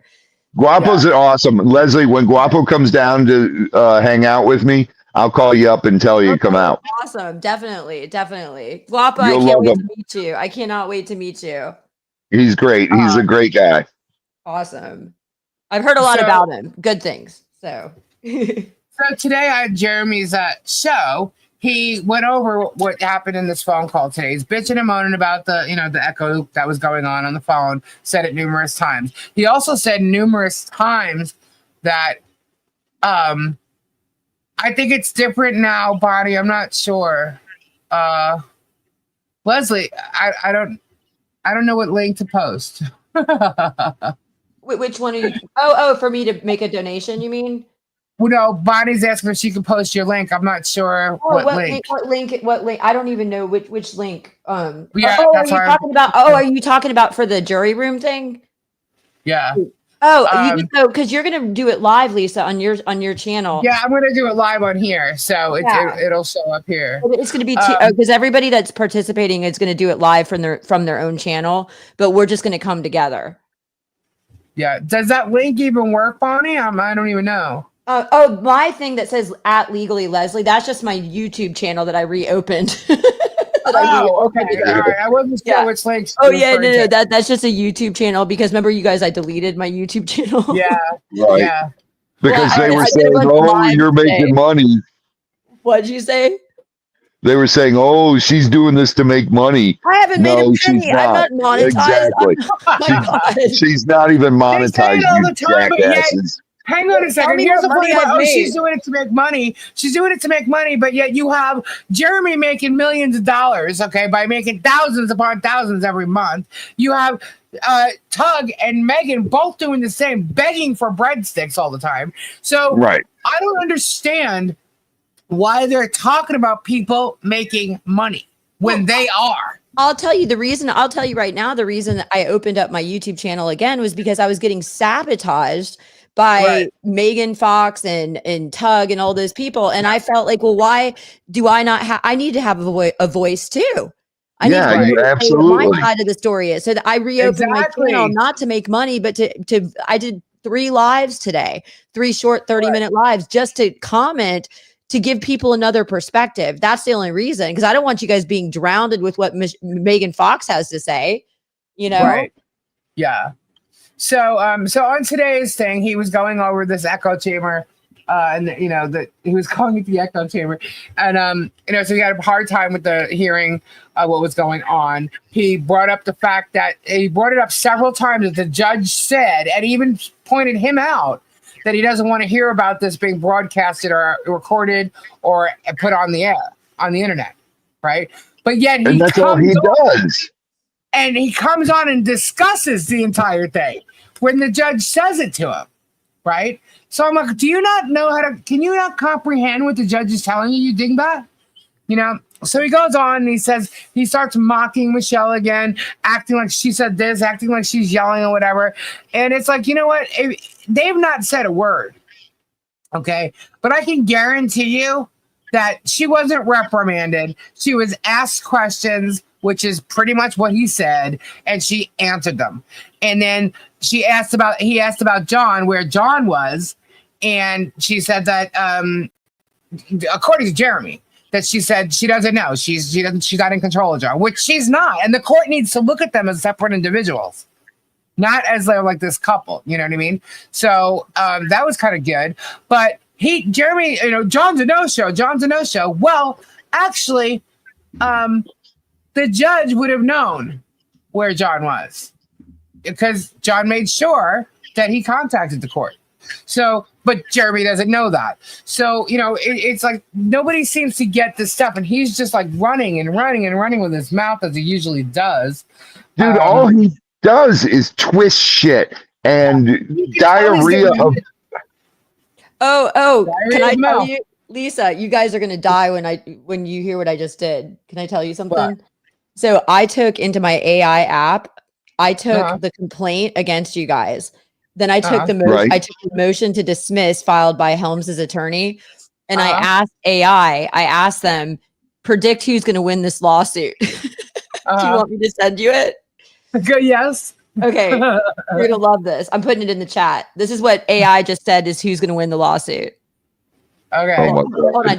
I got to send it to you in an email. Hold on. Because it's not, hold on for a second. I'll send it. This is what AI said. And all I did was say, predict who's going to win this lawsuit. And this is exactly what AI just spit out. All right. So in the meantime, so that's pretty much what it seems like the conference was about. They asked Michelle how she was coming along with her attorneys, and she said she needed a little more time, I think, because they gave her 14 days. He said that she got reprimanded, and it didn't sound like that would have been the case. But so the end result seems to be that she has 14 days, to get, he never called Lynette, and he never called John Crook. He not once had any reason to scold me or say anything bad to me. It was all professional. Yeah, see, Jeremy just bullshits.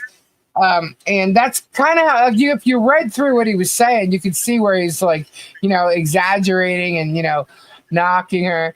Leslie has her subscribe to disable. She should make it all. Otherwise, we don't get notifications of her videos. Okay. Post links if she's not a mod. Correct. So let's see. What else did he say? What else did he say? Thank you, brother. Thank you. I love you, Kyle. Nothing of the motion to dismiss by MLS today. Nothing. Not a word. He said that I shared the phone, info to call in, and that's why someone tried to call in. I shared what was public information, and as far as anybody calling in, it could have been anybody, but I can tell you it wasn't one of us. My guess, it was probably George. Right? I mean, who else would it most likely call in? Right. Who knew? Anyway, but he starts to make people think that I'm acting like John's lawyer because John had made a comment in the chat and saying something like "Thank you for the legal help" or something like that, which is what? Because we were posting the link for the pool.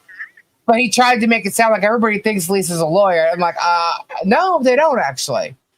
You might be trying to make people think that, but nobody thinks I'm a lawyer. Maybe I should be. I don't know. But it was still repetitive shit that he was spewing. He was definitely getting unhinged. And you know what he's doing now when he's starting to get angry? He's toning it down. And he's like coming to a calm whisper. That guy's psycho. I think he's psycho. My personal opinion. He's like he starts to just, slow it down a little bit, and he's trying to make it look like he's the good guy in that tone of voice. And the one thing he did do again was he brought Ernie, good night. God bless and prayers. Good night, Ernie. He brought up the child. He brought up the child again. And he said that she's the one getting hurt, which is exactly true. However, he's the one that's done all of it. Every ounce of it.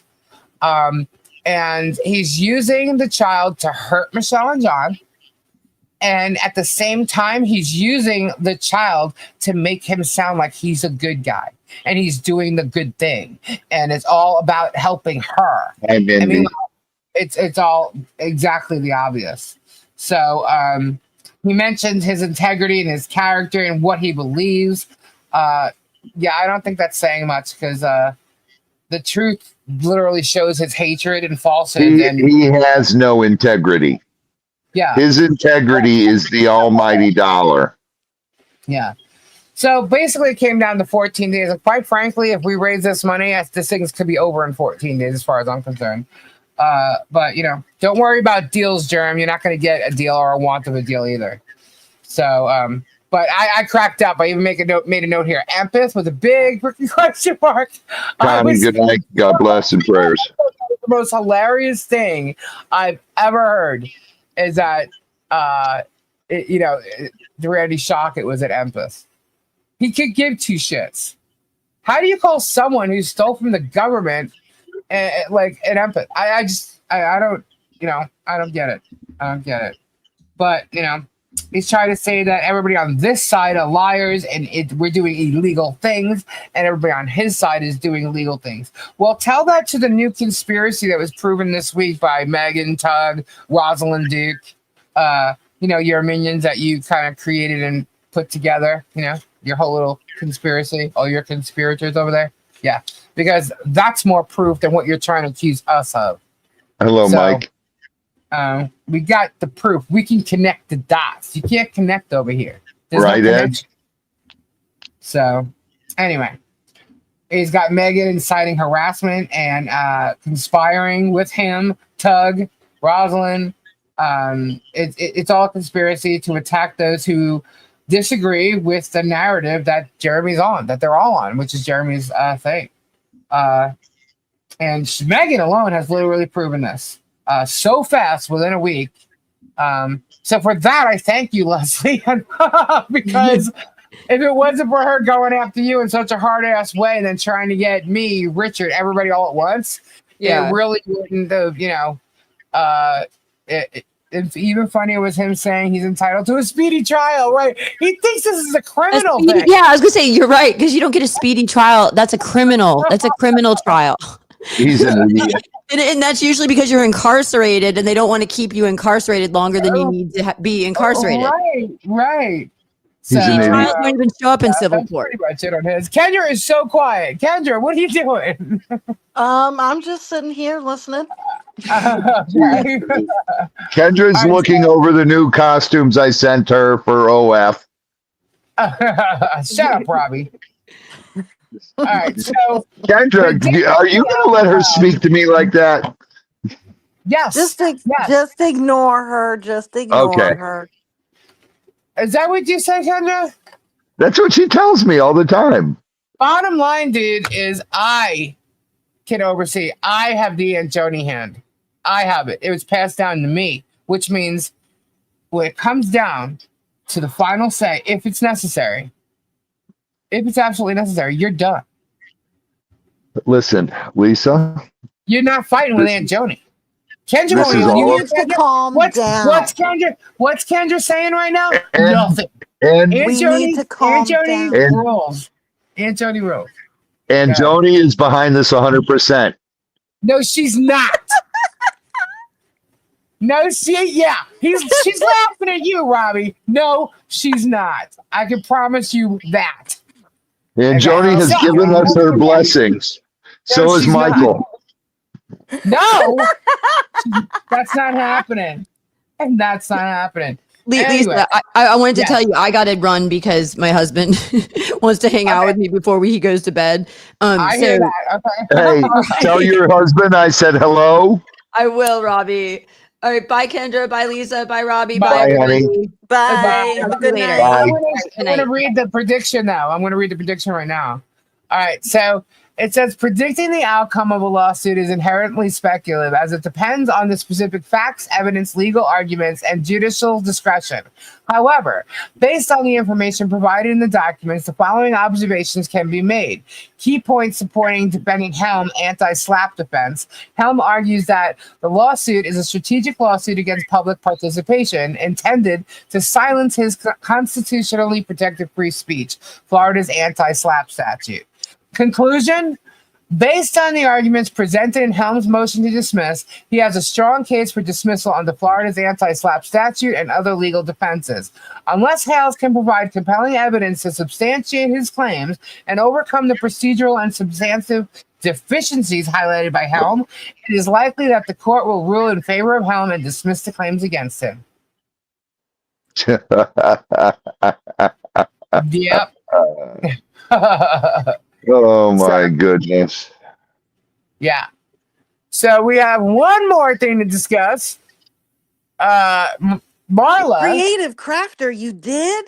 Oh, I'm so excited. Hey, creative crafter. Ice cream bread. What's ice cream bread? When you take the pint of ice cream, you just mix it with the self-rising flour and it makes an ice cream flavored bread. Crazy. That is absolutely crazy. I'm going to do it. I'm going to do it. Like simple. Oh, okay.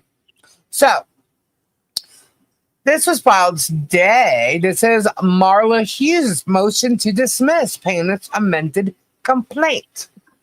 It's 7 pages. Okay, let's see what her arguments are. Pursuant to Federal Rule of Civil Procedure, Marla Hughes respectfully moves to dismiss plaintiff's amended complaint for failure to state a claim upon which relief can be granted. In support, the defendant states as follows. The amended complaint is fatally deficient as to all claims asserted against Marla Hughes, plaintiffs, which are public figures, which reach conclusions without evidence and get facts and timelines wrong. The claims against Hughes rest on conclusions about Hughes's mindset, assumed conversations, and conspiracies without evidence to support such conclusions. Facts. According to the amended complaint, Marla Hughes is alleged to have emailed unnamed persons and that those emails subsequently became public. Further, the plaintiffs declare Hughes accused Jeremy Hales of posting daily good night. God bless. Prayers. Containing slurs and falsehoods about Preston, even when such videos were unrelated to Otter Creek. And this, I guess, is going to the paragraphs in the amended complaint. Okay, so plaintiffs further allege that Hughes claimed Hales sent his followers to harass Otter Creek residents and involve state agencies and the IRS, making additional accusations against Hales, such as child and animal abuse. The complaint also asserts that Hughes contacted YouTube in the fall of 2023 and made false statements in an attempt to have Hales' channel removed. Plaintiffs accuse Hughes of being part of what they call the anti-What the Hales media ecosystem and of coordinating with others in a malicious conspiracy to harm Hales. I think that is so funny. It's so not true. That when I hear that statement, it's just funny. Lastly, Hughes is alleged to have conspired with other defendants to commit defamation, false advertising, and tortious interference. This is a mishmash of partial truths and outright falsehoods. The legal standard. Dismissal under Federal Rule of Civil Procedure 12b-6 is appropriate when the complaint fails to state a claim upon which relief can be granted. To survive dismissal, a complaint must allege facts that, if accepted as true, state a claim to relief that is plausible on its face. Legal conclusions and conclusory factual allegations are insufficient. The argument. Plaintiff's defamation claims against Hughes fail because the complaint does not allege any specific false statement of fact made by Hughes about plaintiffs that is both verifiable and defamatory. The reference allegations concern statements are either protected opinion, rhetorical hyperbole, or are so vague that to be non-actionable. Descriptions of YouTube videos as containing slurs and lies or accusations of sending followers to harass people are not concrete, verifiable statements of fact, but rather subjective characterizations and opinions. The law is clear that statements of opinion, particularly on matters of public interest, are protected under the First Amendment and are not actionable as defamation. Further, the complaint does not allege facts showing actual malice, falsity, or special damages as required by Florida law for defamation claims. The Landman Act and the FDUTPA claims are not plausibly pled. Plaintiff's allegations do not state a viable claim under the Lanham Act or the Florida Deceptive and Unfair Trade Practices Act. There are no allegations that Hughes made any statements in commercial advertising or promotion, nor that any such statements were likely to mislead consumers or materially affect purchasing decisions as required for a Lanham Act claim. Similarly, the complaint is devoid of allegations that Hughes was engaged in trade or commerce under FDUTPA, or that plaintiffs suffered actual damages as a result of Hughes' alleged conduct. The tortious interference and conspiracy claims are not supported by facts or evidence. To state a claim for tortious interference under Florida law, plaintiffs must allege 1, the existence of a business relationship, 2, knowledge of that relationship by the defendant, 3, intentional and unjustified interference by the defendant, and 4, resulting damage. Plaintiffs do not identify any specific business relationship with which Hughes interfered, nor do they allege facts showing intentional or unjustified conduct. Instead, the complaint relies on vague assertions of coordination and conspiracy without factual detail. Civil conspiracy also requires an actionable underlying tort, which is absent here and cannot be based on mere conclusory allegations. The complaint is an impermissible shotgun pleading. The amended complaint is a textbook example of a shotgun pleading, as it is indiscriminately incorporates all preceding allegations into every count and fails to separate each cause of action into a different count, as required by the Federal Rule of Civil Procedure. The 11th Circuit has repeatedly held that such pleadings are deficient and warrant dismissal. Plaintiffs fail to state a claim upon which relief can be granted. The complaint's reliance on conclusory and ambiguous allegations rather than specific facts supporting each element of the asserted claims renders it insufficient under both federal and Florida law. Plaintiffs have not pled any actionable conduct by Hughes with the required particularity. Dismissal with prejudice is warranted. Given that plaintiffs have already been given an opportunity to amend and have failed to cure these deficiencies, dismissal with prejudice is appropriate. Conclusion. For the foregoing reasons, defendant Marla Hughes respectfully requests that this court dismiss plaintiff's amended complaint in its entirety with prejudice. Wherefore, defendant Marla Hughes respectfully requests that this court dismiss plaintiff's amended complaint with prejudice, award defendant her costs and attorney fees incurred. In the alternative, strike any irrelevant or immaterial allegations directed at defendant Hughes and require plaintiffs to provide a more definitive statement pursuant to Federal Rule of Civil Procedure 12E, as the allegations against defendant are so vague and ambiguous that defendant cannot reasonably prepare a response. 4, grant such other and further relief as the court deems just and proper. And it's certificate of word limits, certificate of service. There you go. There you go. So that is the motion to dismiss for Marla. And I think get it all. There you go. So therefore, we got 2. Who's next? If I get served, you'd have mine. Yeah, they have absolutely nothing, guys. Nothing. It's crazy. Rips has already got mine written out. Yeah. A whole lot of words to say nothing. Yeah. Bruce, me next. Do we have Bruce's? I don't think so. No, I don't think. Did you file it, Bruce? The 90 days is up. It's been up, Bud Light.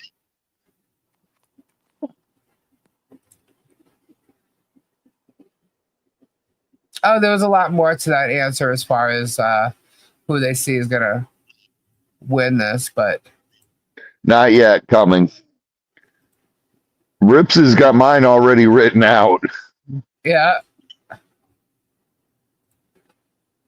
Wonder how many pages mine's gonna be. You're right. Yeah. Well, I'm the one who inspired all this, although he keeps saying Bruce did. Right. Dude, the worst thing he did was acknowledge you getting involved in this. Me? Yeah. Why? Because as soon as he acknowledged you were involved in it, it brought light to everything. Yeah, it's true. And it showed the truth to everything. Yep. That's what I was saying. Like, why is he so taken back by a channel that has 1,700 members or because Lisa, you see how he is. You know how he is just from what he did to me for the whole time. Yeah. You saw all that. I can't sit back and watch him ruin people's lives. It's one thing for him to literally sit there and act like he's been friends with someone for years, steal his girlfriend in whatever capacity he did it in, whether it's to actually, or just use her as a someone to work for him because he had nobody else because George decided she didn't want to come back to Ohio. You know what I mean? It was still shitty what he did to Guapo, and then to go and attack him like that, make the accusations he made, yet supposedly he's taking people to court that made those accusations against him. See, that's the worst thing he could have done was attack me, then go and attack Guapo, because that's what released you. Yes, that's what I was gonna agree with you there. That He went is after what Duke and he went after Guapo. It's like he went after Guapo, and then he said something about me, and I said, Lisa, do what you got to do. Yeah. See, because I don't stand for stuff like that, and I kept my mouth shut. And I let it out in little ways, like with Crayola. Yeah. But we all did. I let it out in little ways on my channel. I said, this idiot's still talking, still running still, flapping his gums, still waving his swollen tongue. Yeah. Yep. Then you're like, come on. Yeah, because and when he attacked Guapo, I was like, go for it. Yeah. You're like, no. He'll show himself, eventually. You said the same thing about Kimmy. And what happened? Yeah. Kimmy showed herself. Yeah. Yeah. So and then it was like, oh my God, there's only one more, and he's a big one. It's a big one. And then he did what he did to Guapo, which blew my mind. Yeah, that was amazing. I got a phone call, actually a text from a friend who said, you need to go watch Guapo. I'm like, Guapo, why? Because I haven't watched him in a while, ever since that stuff went down with the Waterhouse, Right. And and that was when, with the thing with Chapo, and he was explaining what was going on. I'm like, no shit. Oh my God, why would Jeremy do that to him? Like, they're friends. What the hell's going on, And then what was it, like a month later? Jeremy I wouldn't even know if it was a month later. It seemed like Bonnie, hold on. Bonnie, of course, Kimmy is. She's trying to be relevant.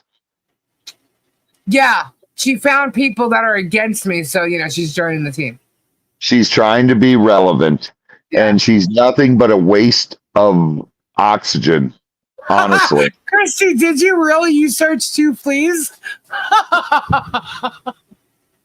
And we popped up. That's great. Oh my God, that's great, Christy. But yeah, I just, when I saw that with Guapo, I was like, oh hell no, nuh-uh.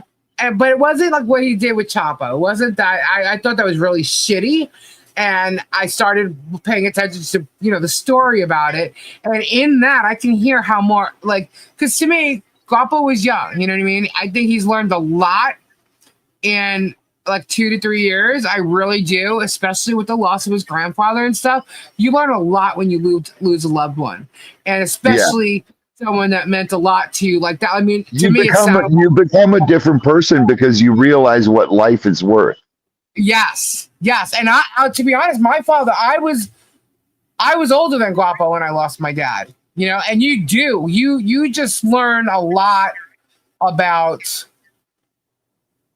It's literally it just puts you more in a realistic sense of what life is. It's a smack in the face, and it tells you what life is.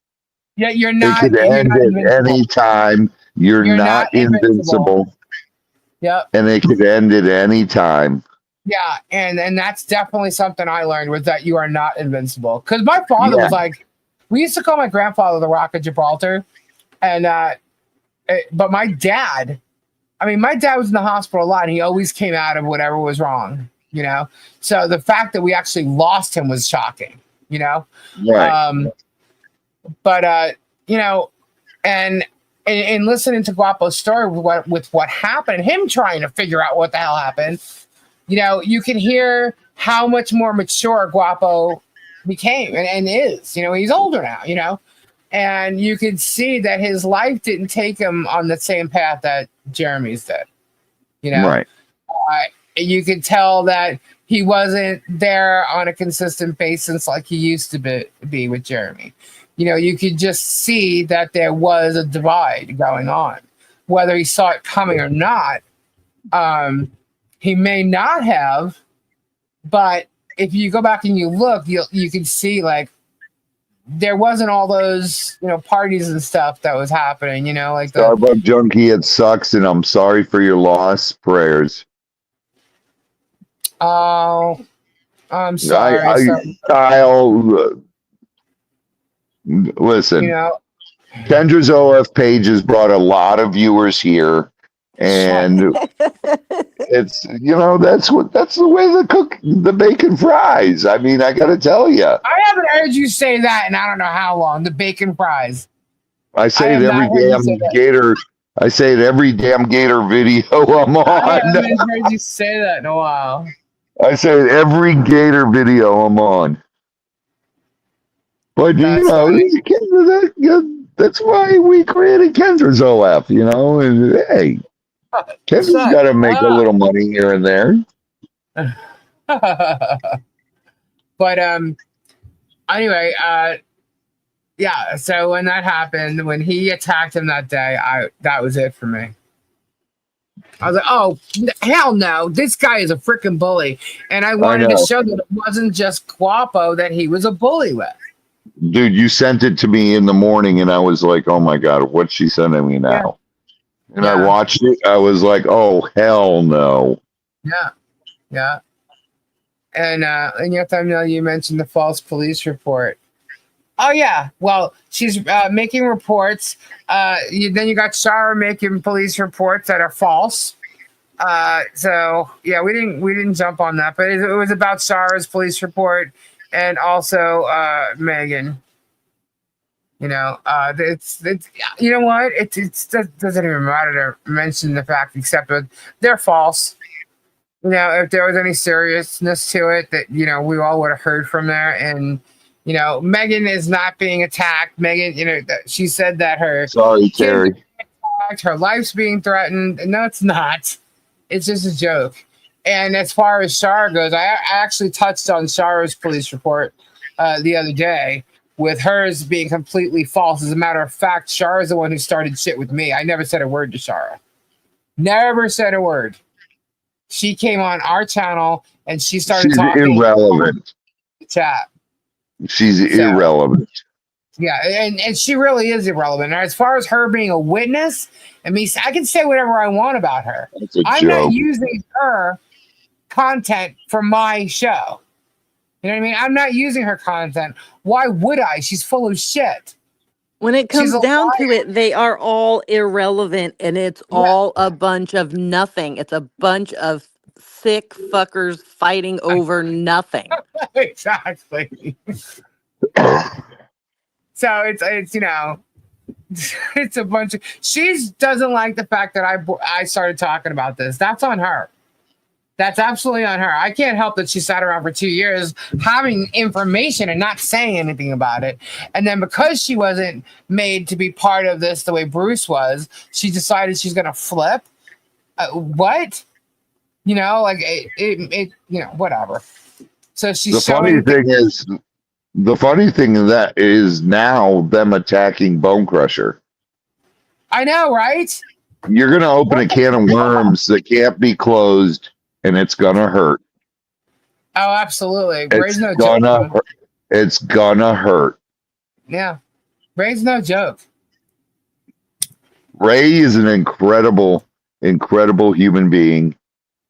And go ahead and start attacking his family, because you're gonna get hurt. That's not what you want to do. See, sometimes people need to pay attention to words that are being stated, and they're missing it. I know they miss it here. Right, Todd? They're missing it when they listen to Ray as well. I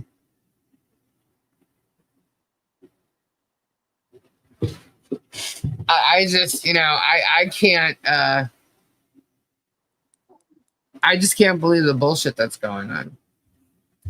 Look all around it. It's absolutely insane, and it's going to continue that way because there are all kinds of freaks. I just want to get this case over and done with, laugh in the guy's face, and say, "See how foolish you were? You didn't have to do any of this, and you did. And look what it cost you, because it's going to cost him, But I will be happy to know that Michelle and John will not have to live the way they're living now when all is said and done. 100%. And that Harley should have that's the goal. College education paid for when this is all said and done. So, and that's really important. Out of any of us, Harley's the one that's going to have to pay for this. Yes. It's going to affect her life more than it affects any of our lives. It's true. Absolutely true. And you call that a Christian man? Absolutely not. Absolutely not. Just get this over and done, and he can go back to his storage stuff, right? Yeah. That's 100%. Bonnie, he is now, Bonnie, but that's what he should do. Ohio is still an issue. Yes, it is. No, it isn't. No, Not it for isn't. long, It though. really isn't. It really isn't. It's where they're weaponizing this protection order. It just Yeah, but it's gonna be proved. Michelle and John have nothing to do with Ohio. I have nothing to do with Ohio. You have nothing to do with Ohio. None of us do. No. But it has to be proven to that judge. In order for it to be wiped out and removed, it has to be proven to that judge. And it will be. Because if the judge doesn't see it, I'm pretty sure she's going to look like a damn fool and will see it at some point. So we have to somehow Chrissy, you can't. That's the problem. You can't just tell a judge that because the judge isn't going to read it. They're going to stay neutral on it. So it's got to come out. She's a magistrate as well. Okay. And if she doesn't want to pay attention or hear a defendant's right to defend themselves, then I guess they can move to, try and vacate her as well. I don't know. But she has to be able to pay attention and I don't believe she's read anything. Because according to from what I understand, this judge wasn't willing to really hear anything that they had to say, that the case was about Jeremy. Because Jeremy brought it in, it's a protection order case. But she's assuming Jeremy's telling the truth. So this judge needs to be shown everything. Everything. And she has to be able to, if you bring it to her attention via a motion or, a defense, she has to look at it. She's supposed to. That's her job, But, what's making her not look at it is I have no idea. So somebody has to go in there and make her look at it somehow, some way.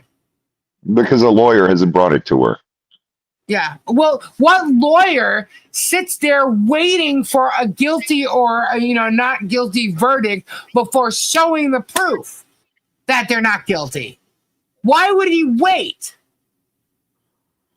When he's got absolute proof that this guy is lying from the get-go, that these 4 contempt charges have been proven unfounded by a sheriff's office, that these videos show him sucking them, not the other way around.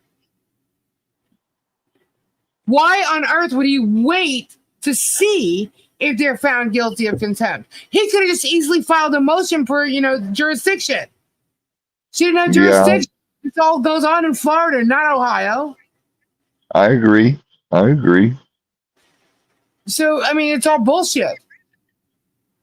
And it has to be shown to that judge somehow. You're 100% right.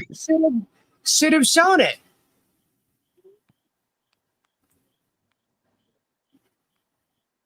That's right. Well, that's what's wrong with the system, Spade.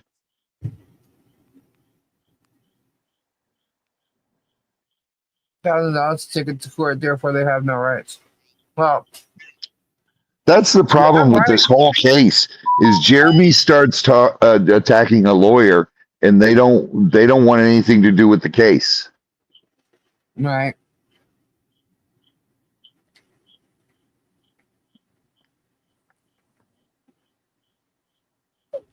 Anyway, so I was going along. Oh, Jeremy's like, yeah, it's disgusting. I want to thank everybody for the super chats that I did not get to. Let me see. I know he's at MoMagic. Hannah, member for 8 months. Lisa, I think you're muted again. Yeah, I started off, my mic was muted. I don't know why. I still don't know why, but I redid it. Lisa, you smoke signal, Starbucks junkie, thank you. Leslie became a new member. Bud Light's a member for 8 months. We need a fund for Lisa to get sound. Sally, thank you. Hi. Patty's a member for 8 months. Kim Shu, 1999. Thank you so much. Warriors staying humble and kind. Thank you, Kim. You got 16 minutes left for the goal, guys. Hit those super chats. Becky H, a little help for pager bills. Thank you so much. 16 minutes left. Hit those super chats. Yeah. Stacy, what's up? Stacy kept me up all night. I got done with a lot of the stuff I was doing last night, and she was live, so I jumped on her live, and I don't even know what time I got off. It was light out. That's all I know. Oh, after you and I got off, you jumped on Stacy's? Yeah, well, I was talking with you, and I started, finishing up things that I was doing around here, and I just sat down to kind of just chill for a sec. I don't know. It may have been 4 o'clock in the morning. I don't even know. But Stacy was live. Yeah, Stacy, Flutter, Diane was there, and I jumped on the live. Suzanne. Yep, Suzanne. Yeah, Starbucks. Here's another one. Thank you so much, Starbucks. There you go. Chunky, I like that.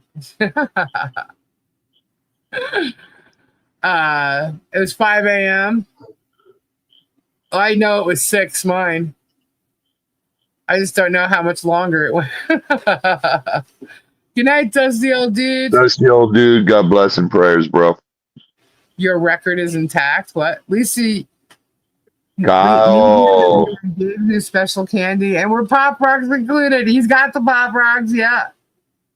What'd you do, God, Kyle? 2 seconds short, Stacy. Kyle, what'd you do? Send him the blue gum? Kendra's volume's low. Hold on. She was loud. I didn't hear she's low to me. So close. Wait, hold on. What happened? Stacy was 2 seconds short of her longest live. 9 saying hope he's laying down his stilettos for the cruise. Mike Johnson. My legs won't support him anymore. We reached the goal. We're doing a giveaway. Whoop whoop. Awesome. Stacy won it last time. Let's see. What's the hashtag be? FU germ. Do it. I dare you. No. Why? I would do it. I got it. Just remember how it's spelled, guys. Actually, hold on. What's the matter, you chicken? No, I'm not chicken. I'm just trying not to be super rude. Just be Put rude. it out there like that. It's super rude. Just be super rude. Nope.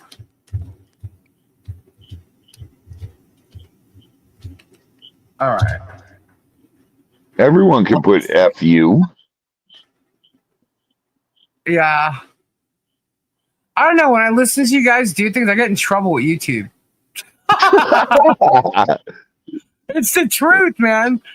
Buddy, I'm done being nice. I'm so over being nice. I've tried to be nice and tried and tried and tried. And it's just sickening. All right, here we go. Anti-slap.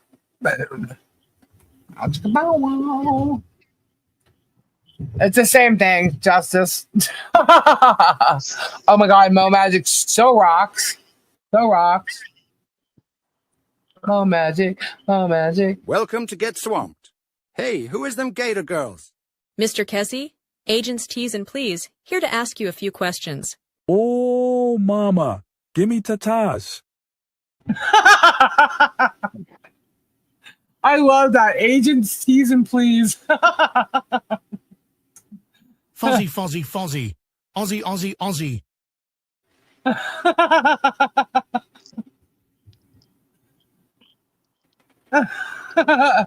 I love that.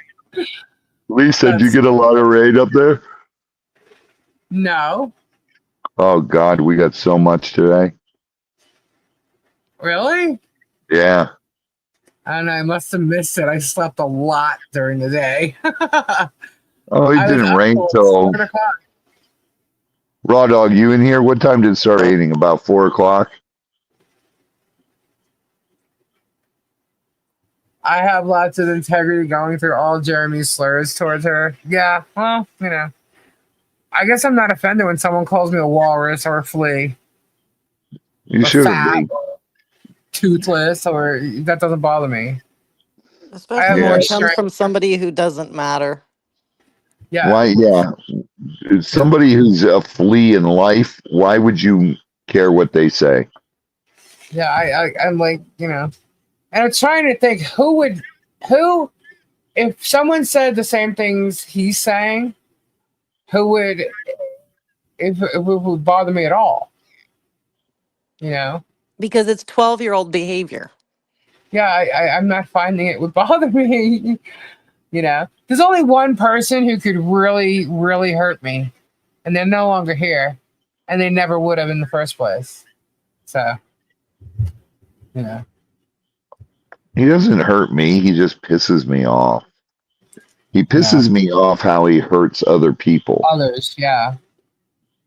You know, I don't like people who hurt people like that, and it's quite evident. I just want this freaking. I want the judge to recognize what he's doing and stop him, and recognize the fact that he needs to some kind of, you know, I don't know what they call it. Bruce would, or you know, some attorneys would, but stop him from being able to file for lawsuits. Bonnie, we haven't gotten any dust clouds yet.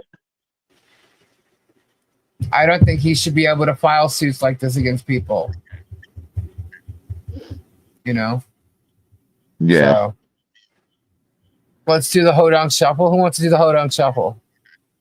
Hashtag anti-slap, guys. Get him in there. You want to do the Hodong Shuffle? Let's do the Hodong Shuffle. Why not? Everybody liked it. Oh, I'm echoing. Where is it? I don't know where it went. I don't know where it went. It's somewhere. Hodong Shuffle. Where are you guys? Oh, we got it. Here you go.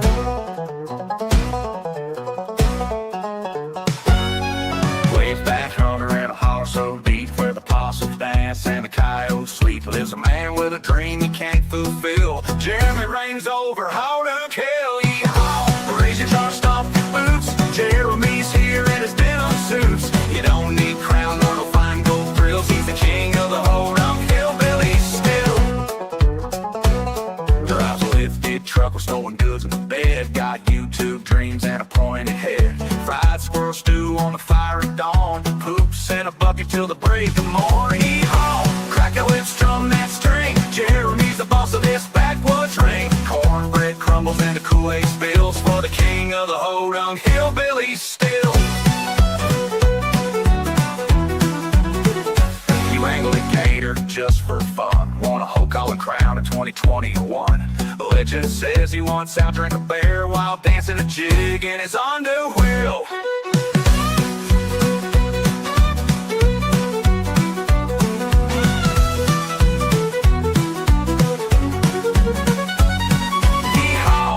George, stomp your boots. Jeremy's here in his denim suits. He don't need crown nor no fine gold thrills. He's the king of the Hodong hillbilly still. Bang that jug, shake them hips. Jeremy rules with a toothpick grip. From the outhouse throne to the Possum Hills. He's the king of the Hodong hillbilly still.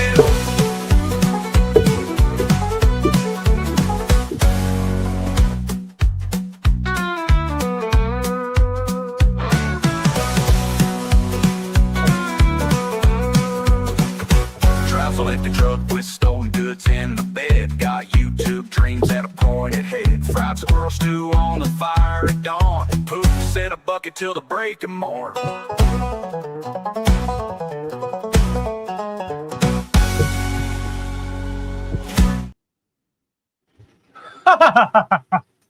He's gonna mount that pig.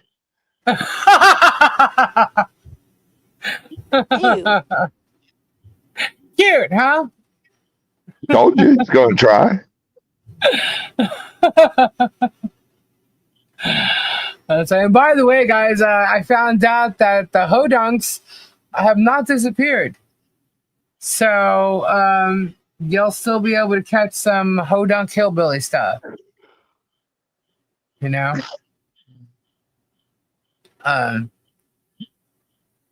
Count me in, Todd. Just get those spoons out, right? Need to get my guitar. That's funny. Get them hashtags. 98. We got 98 in there. Yeah. You know, Megan went out and she was on her rage, you know, calling out all these people to, you know, dig and get information. And she's literally like threatening people by doing this. So she's proven the whole conspiracy on Jeremy's end of it. So all this stuff goes against Jeremy. Whether they realize it or not, they think they're helping him. The fact that they're putting it out there is the whole entire conspiracy of it all. So have at it. Have fun. But she went back and she edited her video on this war thing that she did. And she thinks that's done it different, you know, changed it all. But no, sorry, hon. The courtroom is going to get the original, just so you know. Just wanted to throw that out there. Yeah. They need to do a video of Germ pulling the pig's ear, saying "squeal like a pig" with the do do do do do do do do do do playing in the background.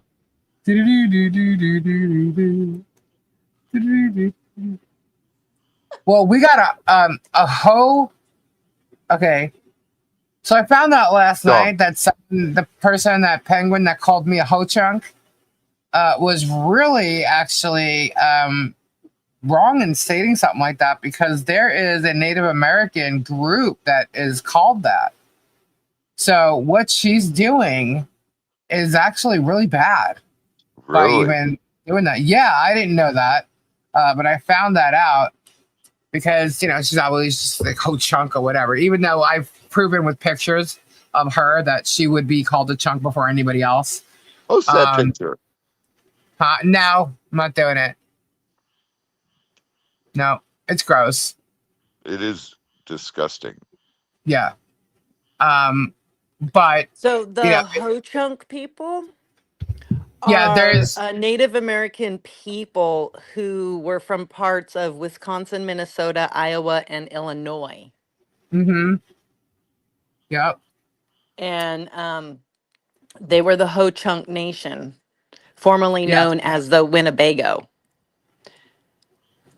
And they had traditional crafts, music, storytelling, and art, and they're recognized for their distinctive effigy mounds, which are significant archaeological sites reflecting their spiritual beliefs. Mm-hmm. They have a long history of removal and resilience, facing challenges from the U.S. government and maintaining their cultural identity despite all the hardships placed upon them. Yeah. Yes, Christine. Yeah, and she's literally like using it as like this negative thing, and I'm like, whoa! And I didn't know that, but once I knew about it, I'm like, okay, no, we're gonna leave that alone. So I'm just gonna say chunk, and everybody knows what that would mean if I do refer to it at all. But just say penguin. Penguin chunk. Penguin chunk. She's so nasty. Dude, those pictures you sent me, oh my God. Yeah, well, that's her.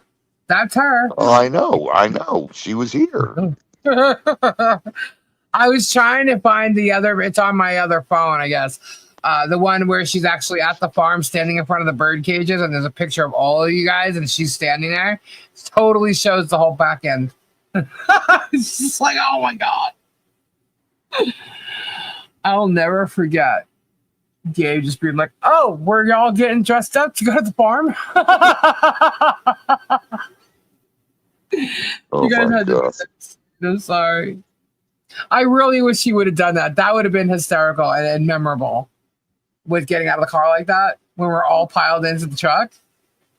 And skinny Gabe gets out, like falling out of the truck, barely breathing. I thought that would have been freaking fabulous. Oh, that would have been hilarious. So what we're going to do is we're going to make a video. This will be funny, guys. So imagine this this girl who is very large and chunks of fat coming out of every orifice, right? Wearing a G-string, right? Right. Or short shorts, however you want to look. So, it looks like a G-string either way. So you got these big thighs, all kinds of cottage cheese happening, right? A very skimpy shirt with saggy, cleavage, whatever you want to call that. Dancing on a stripper pole, and because of her weight, falls down, and as she falls down, just farts.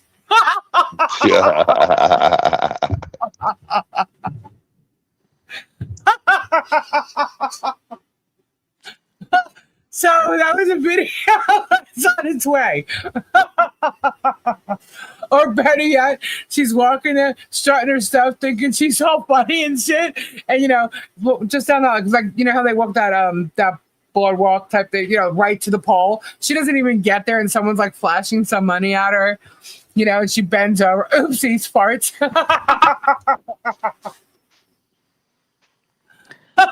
Oh, we're just playing around with it. It was just so funny. I think that'd be great if she can't handle the stripper pole falls down in parts. I think that'd be fabulous. It'd be hilarious. And I have a feeling someone's listening. I was going to freaking tell them about it, but I forgot. Lisa, you need to stop. No, Black Widow, it's great. I even saw the scenery of it all, and she's walking down the boardwalk. Oh, I can't. It's not done, so I can't show you. But it's hilarious. I mean, you can just imagine it, right?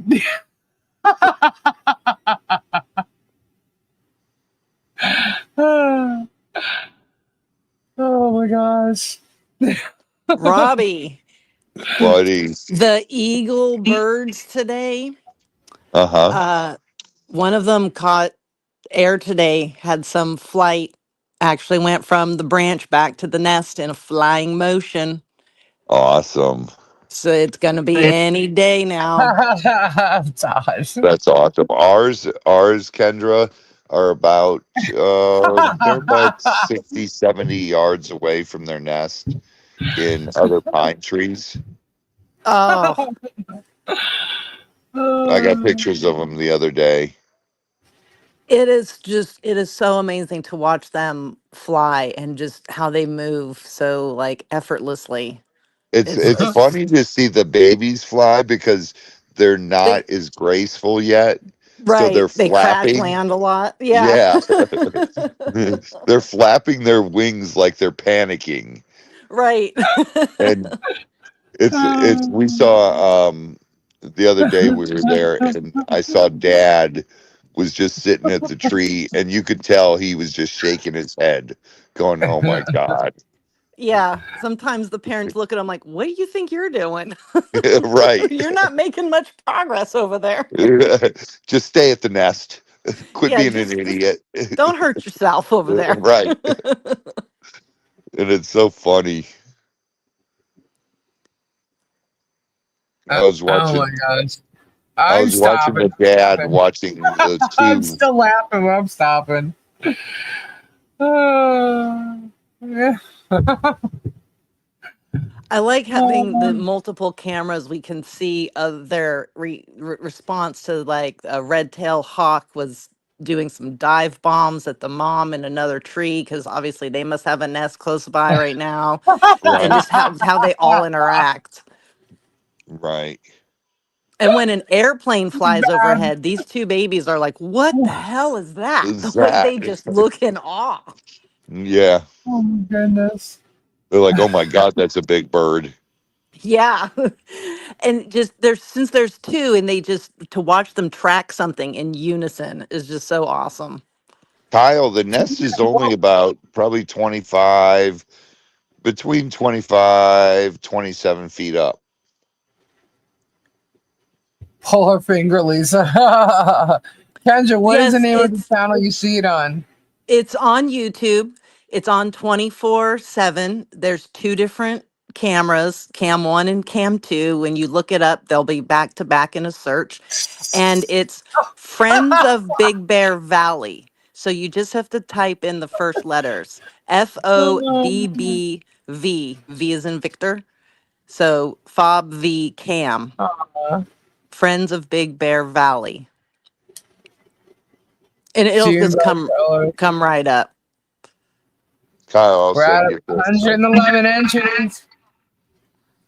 Kendra, people were asking earlier about Karen Reed. Is there anything new on Karen Reed? I know it's late, but is there anything new?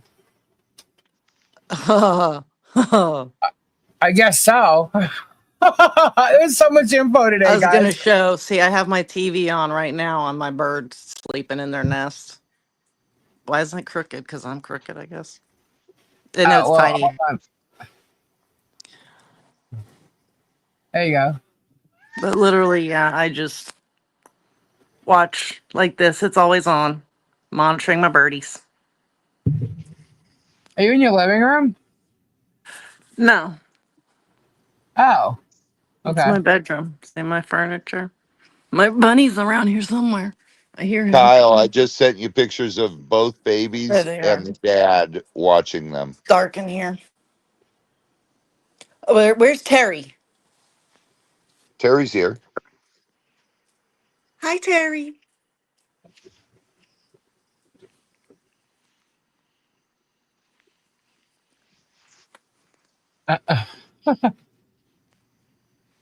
See, point it out. Let's go get up. So you can see in the background the lights from the houses, and there's a road back here. So you can track the cars at night. And then right around these edges is where you'll see Fiona or Fast Freddy pop up, and they'll literally just fly over. And there's, see right here, right there. See it? Yeah. That's one of the San Bernardino flying squirrels. It's probably Fiona, because she likes this side apparently. I don't know. I can't tell them apart. It's dark. But the babies aren't as bothered as Jackie the mom. I just Jackie's saw not one on right the there. nest. There's one Yeah, right there. Yeah. Yeah. Jackie's not on the nest tonight. She's roosting elsewhere. But they blend right in with the nest, but they're both laying asleep right here. There goes the car. There's a house like right here. I want to know what kind of view they have. Oh, see, there he goes. He just got woken up probably by her. One of the birds is a confirmed girl.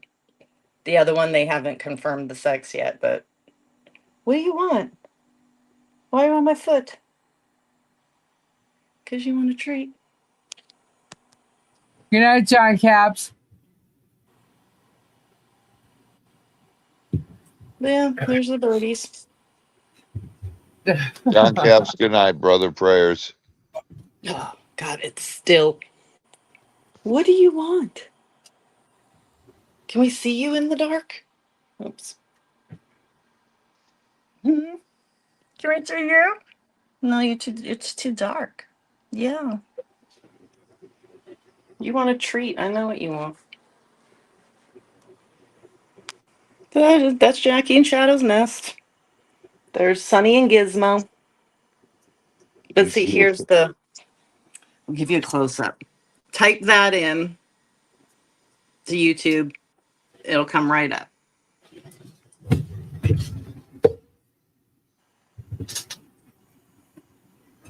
Good night, Cindy. Good night, Cindy. God bless. Prayers.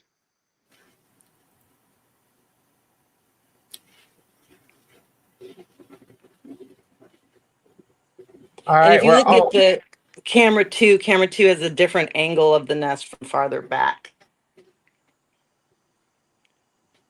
Damn it. Drop something. But Kathy Wood, good night. God bless. so tomorrow for Karen Reed starts the defense's side now. They're witnesses. The Commonwealth ended their thing today. Oh, okay. That's what Vanessa meant. Okay. So That nest doesn't look that big, Kendra. What? That nest really doesn't look that huge. Well, yeah, it's from this camera angle. No, it doesn't, because the camera's right on it. On it, right. And it's also zoomed in. Do they have a But different? when you see the other angle, and it shows the whole tree and you can see it in the tree, then you can get a bit better sizing of it. Or when they're awake and they open their wings. Then you can tell, yeah. Yeah. Yeah. Yeah, the nest over here is humongous. I could literally lay in it and just lay out in it. Yeah, there's a video when the guy goes up to work on the camera, which once they fledge, he has to go up because they lost the light on it and they lost the sound in the bad storm. So the last time he went up, he sat down right in the nest. It swallowed him. Yeah. Yeah. And then we're like, whoa, that thing is a lot bigger than you realize. Yeah. Yeah. And I'm like, wow, and it's that sturdy too. Jeez.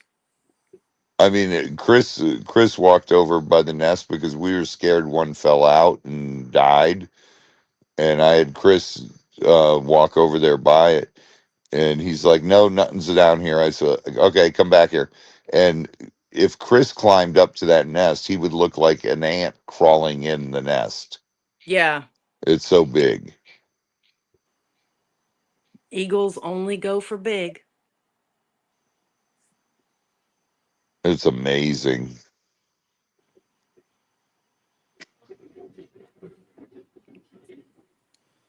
I wish we could get a camera on our nest, but they won't do it. Yeah. All right, how many? Don't. Let me see how many we got. Oops, she's there. It's 1:15, Lisa. Hurry up. Yeah. Well, I was gonna just switch it over, but then she's there.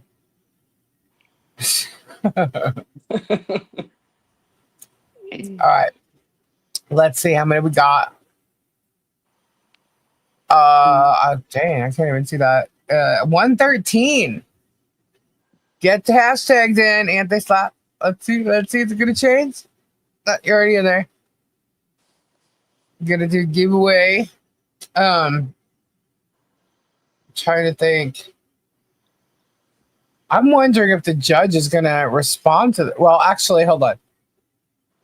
Jeremy has to respond, I think. He gets to oppose the motion.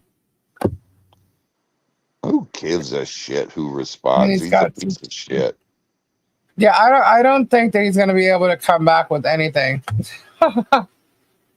Nothing worthwhile. It's shotgun pleading. It's absolutely Raw shotgun. dog, go to bed. You got to be here in the morning.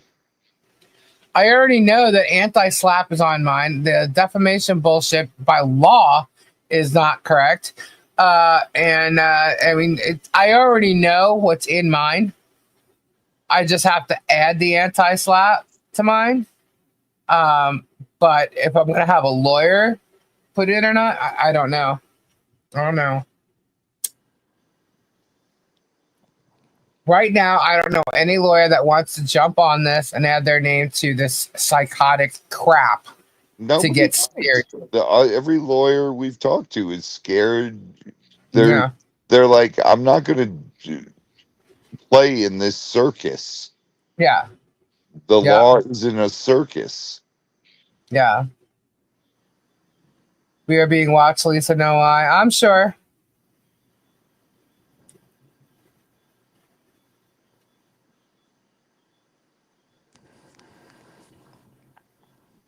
Let's see.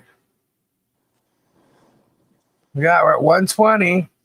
Happy birthday, Jenny. Happy birthday to you. Happy birthday. Yeah,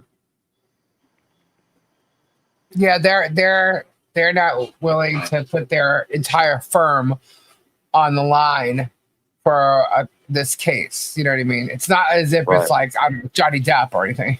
You know what I mean? Like with millions of dollars, you know. I mean, Kyle.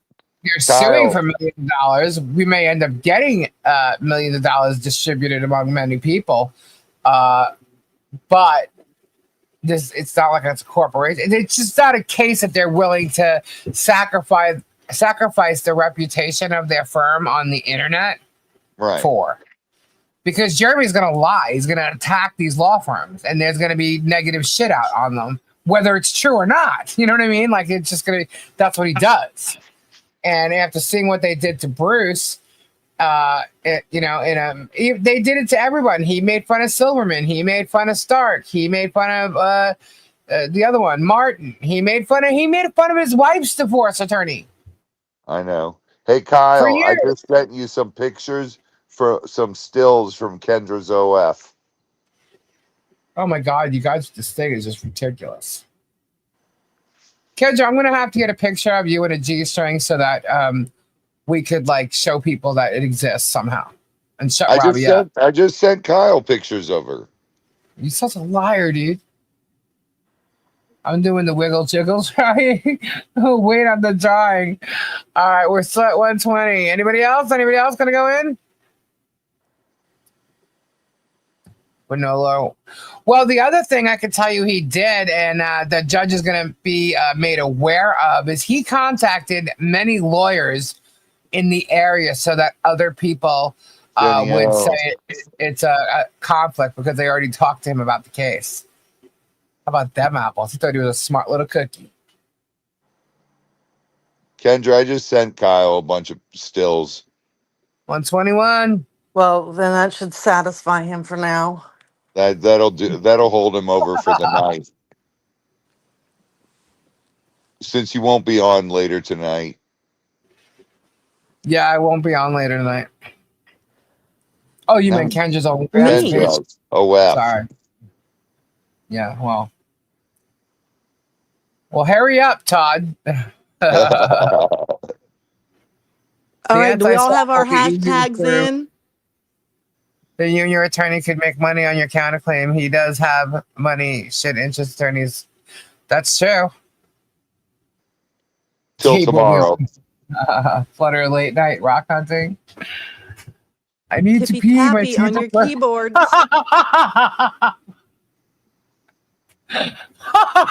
Sorry. All right, let's do this. You ready? We have 122. Oh my gosh, let's go. Let's show. Let's see who's gonna be. 1, 2, 3, go. Oh my God.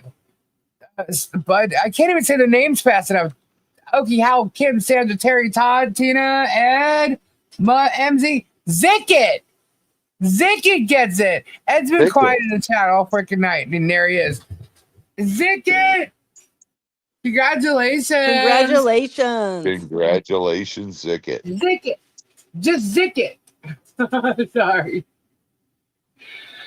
Zicket.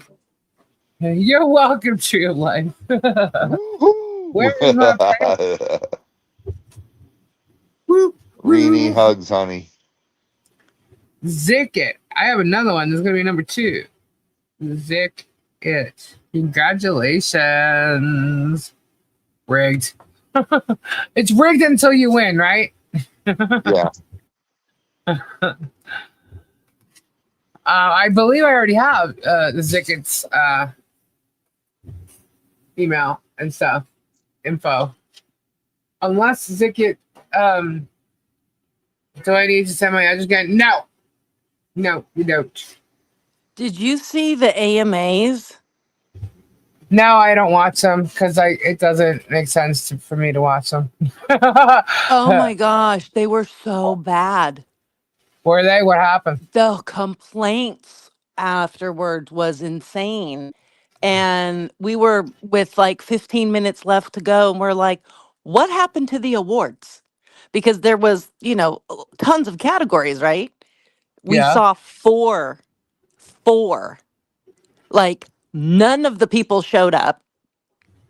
And they did, like, there was a Rod Stewart tribute and a Janet Jackson tribute. But then were they there? Those two were there. Okay. J-Lo hosted it. I think that's where it went wrong. And that's where she was making out with the other chick? Yeah. She was making out with someone? Her dancers. She literally kissed 3 people in the show of her dancers in mid-show. You're like, she's what are you trying to pull doing? Madonna? A Yeah. Madonna, I'm like, Britney Spears. Yes. and I'm Been there, done sorry, that. Next. but she has a body and she can dance. That's fantastic. But only Cher can wear outfits like that as an older woman, in my opinion. Okay?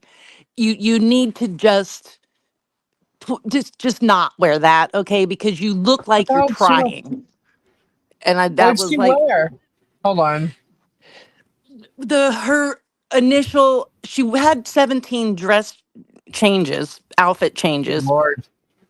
But the first one where she did all the dancing of this montage of songs, just you're trying too hard, lady, okay? Just you can show stuff that reveals yourself, but you know what? Oh Just my God. Really? it just it gives you're trying too much in my opinion, and I just think that makes you look older. Crimson, good night. She And doesn't have a body for that. when they did close-ups of her face, Uh maybe they don't need to do that. Just saying. huh. Really? She's no Kris Jenner face, just saying. Really? Oh yeah. So, it just, I don't know. I feel like it makes you look older when you're trying to not too much. And Yeah, she doesn't it's have a a body like disservice. Cher. It's a She's too short. disservice. Her torso isn't long enough. She has her own figure she can do beautiful things with, but, this was not Right. it. Right. And yeah, it Would she just, put on makeup or something? Like, oh my gosh. Yeah. And you can see what we're trying to cover up on some of those Zooms. They're like, really? whoa. And yeah, I mean, Rod Stewart, God bless Sucks. him. I He's can't 80 hear. years old. He's up there Right. singing and dancing still. His kids presented the award to him. They're crying. It was very sweet. Aw. I want to watch that now. That I didn't know he was even going to be there. So And, I'll go watch that. Janet Good night, performed Finley. for the first time in forever. Kelly's sweet. Hello. But they just hear you. royally messed up those awards. So there's only 4 awards, and then the two. Yeah, and they said, oh, Gwen Stefani is performing and Blake Shelton, and they weren't even there. They were recorded elsewhere and they showed them on a screen because people live in the audience were live streaming and showed it. They were like, what the fuck? They're not actually here. And someone said that. Oh wait, let me scroll up and see. I can see who it was. There was nobody on the red carpet. The majority of Oh, it's Christine. Why did Blake and Gwen apologize? because they weren't really there and they were lying, acting like they were there live and they weren't. Oh my God. Like they really tried to pull one over. And I noticed I'm like on the red carpet, nobody's showing up. People aren't here for this.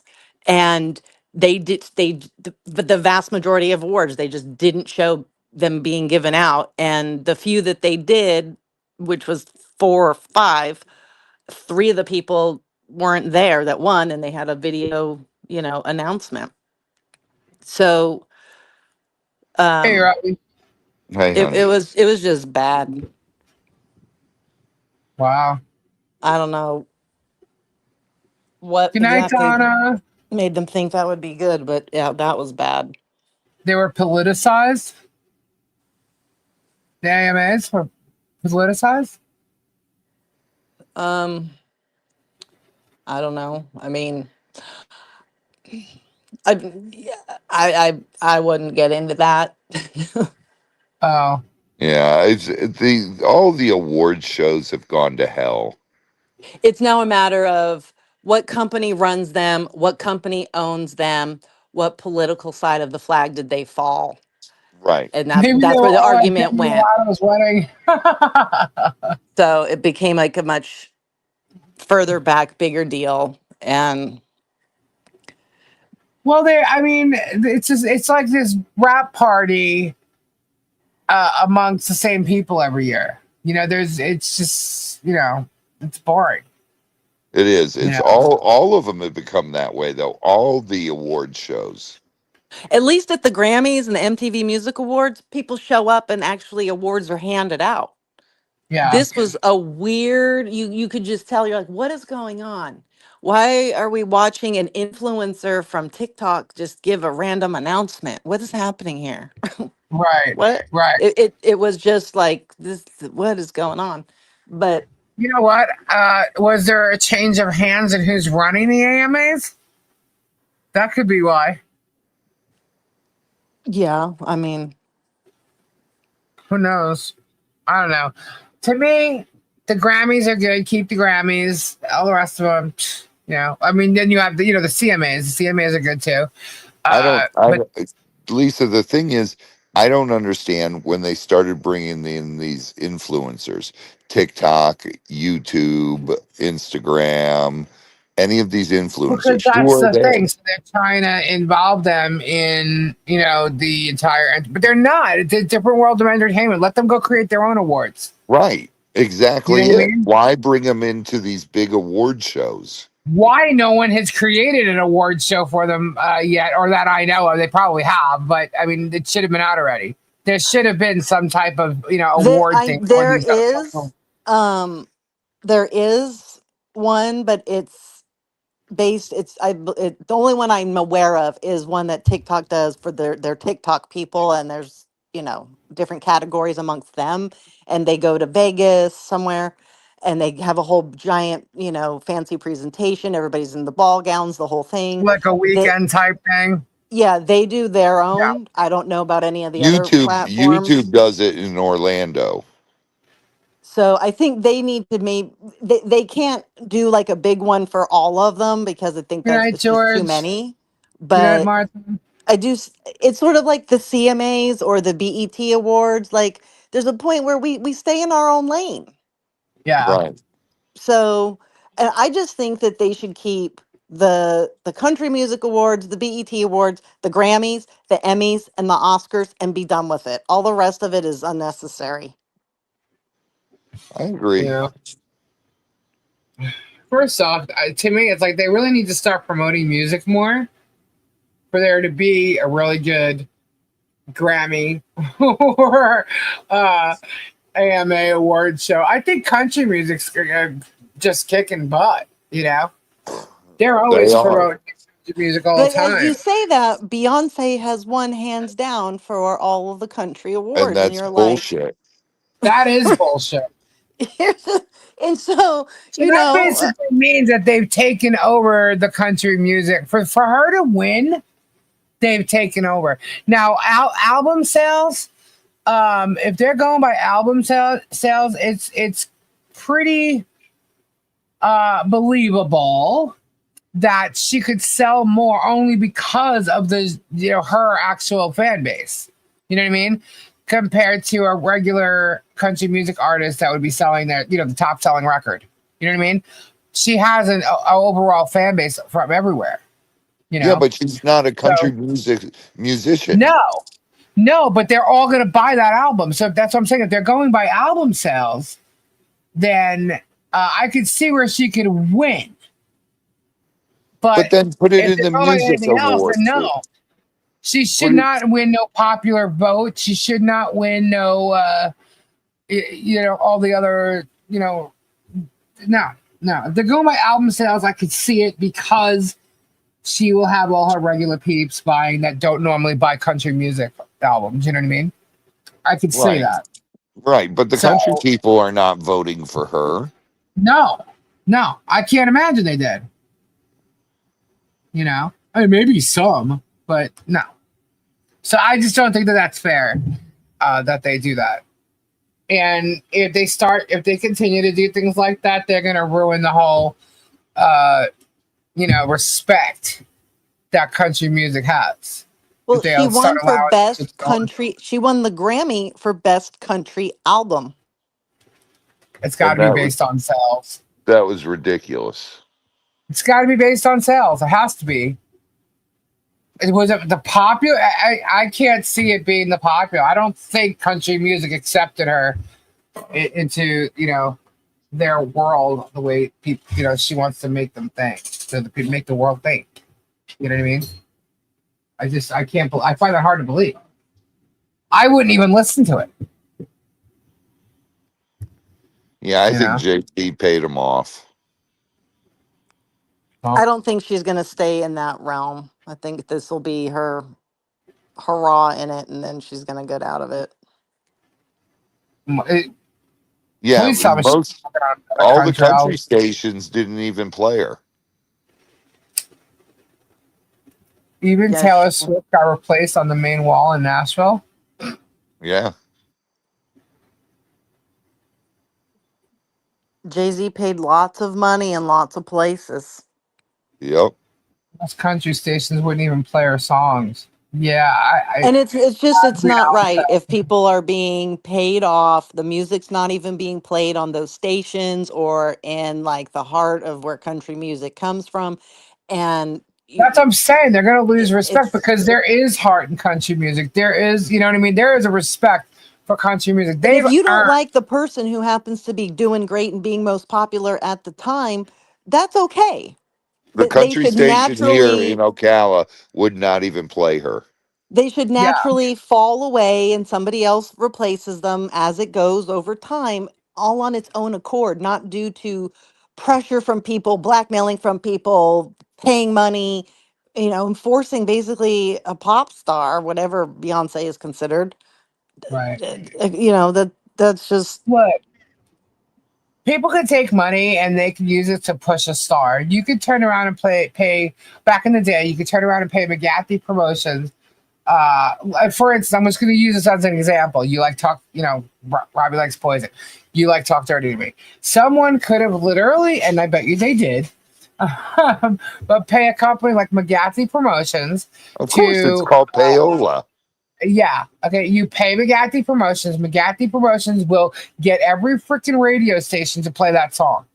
Yeah, it's called Okay? payola. It That's what you works that get. way all the time, but when you're talking about album sales, Talk Dirty to Me could have been number one on the radio, but they may not have been number one on album sales, And when you're taking someone like Beyonce out of, the R&B or whatever they even kind of categorize her as, I don't even know anymore. But right. you I throw don't her into either. country. Yeah, you throw her into the country music, and I don't know what stations are playing her at all. I'm not big on country music. Gabe is, but I'm not big on country music. But they can easily pay a hell of a lot of money for radio stations to play her song and make it go number one. You hear a song long enough, you tend to end up singing it. Okay, as long as it's played enough, you end up singing it, whether you like it or you hate it. There's a tone in your head because it's played constantly, right? So they could have easily have done that, but I do know that there were radio stations not willing to play her song no matter what. Everybody had a little bit of a hard time with Beyonce going country. I think though too, I mean, how many other people have been whatever other genre and then gone to country and done well and made it? I mean, I just haven't heard of it a lot. They have, but like who? I mean, well, you got it's a lot of musicians that were. I've heard it more rock. the other way, where they started Yeah. in country and they came out into some other genre, but to Right, go like into Shania it. Twain or even Bass Hill. Darius Rucker started in country. Darius Rucker, yeah. Post Malone, Hootie and the Blowfish. But Hootie and the Blowfish is Darius Rucker. That's the one and the same there, isn't it? Yeah. Yeah. And Darius Rucker started in country.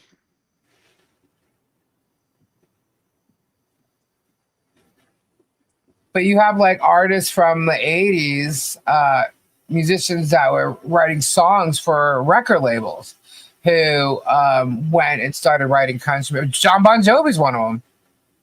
He was writing country songs. Yeah, but he started in rock and went writing country. Isn't that what Kendra said though? He never performed country songs. Yeah, no, I was just talking about how many people were No, whatever they were doing in country. Darius Rucker started in country before. They came out from the country side of it, ended up in rap or pop or rock or whatever. Then went to pop, then went back to country. Right. Like you don't see them being able to maintain both crowds well. You lose some going the other, they don't, everybody doesn't keep that following. Right. Like I like Shania Twain's album when she got more rocky, but it's because they had Bob Rock there. I mean, they had Def Leppard's backing vocals. Right. You know what I mean? So I mean, but then she went right back to her roots. You know what I mean? She threw something out there. Now there's one that didn't work out too well. Was Garth Brooks came out as, what was his name? Chris something. Chris Gaines. Chris Gaines. Yeah, that didn't seem to work too well for him. No. Yeah. Who else? See, I don't know a lot of country. But That's the other part of it too. I think country is a route. more niche group. So if you don't follow country and listen to it, your fan, your person you liked in pop can delve into that world and you'll lose them because you're just not in that following. And then honestly, like I don't know how much I would like them. Yeah. Brett Michaels tried to do a little bit of country, but it didn't do anything, so he gave up real quick. Yeah. But there are a lot of he actually moved to Nashville. I think it's just hard to cross the genre base like that. Once you have your following, it's like starting all over again. And people are like, fuck that. I was popular on the other side. I'm going back. Yeah. Right. Yeah. Like Beyonce is just too much of a twist. But, I mean, it's okay. She grew up in Texas, apparently, so, I mean, if that's part of her roots, but I don't know. It just didn't mix. It just doesn't mix well, It just didn't. It didn't even feel right for someone who doesn't even listen to country to think that that's wrong. I mean, I don't know. It was weird. It was definitely weird. So from what I understand, a lot of like true country folk was not happy about it. I know one person who actually liked it. If they're listening, I was like, I cannot listen to this. Well, I don't even know what the name of the song is. Didn't she redo Dolly? I heard something about that. She did a Dolly song. I forget. Jolene. She did. Yeah, Jolene. That was probably her biggest mistake. Is taking such a popular song and redoing it. Who? Well, it worked for Miley, so I think that's why she did it. Well, it had to work for Miley. Miley's her niece. Her godmother. Yeah. Yeah. That's just... And Miley grew up in country music. Hello, her parents. Yeah. So Beyonce, I don't know. This is weird. I don't know. I don't like her anyway because I just feel like they're part of that whole Diddy thing. The cabal bullshit, R. Kelly, all that. I just, Mm-mm. So I don't like Miley. I don't know. I do like, or did like Miley. I love her Butterfly song, the one that she does with her dad.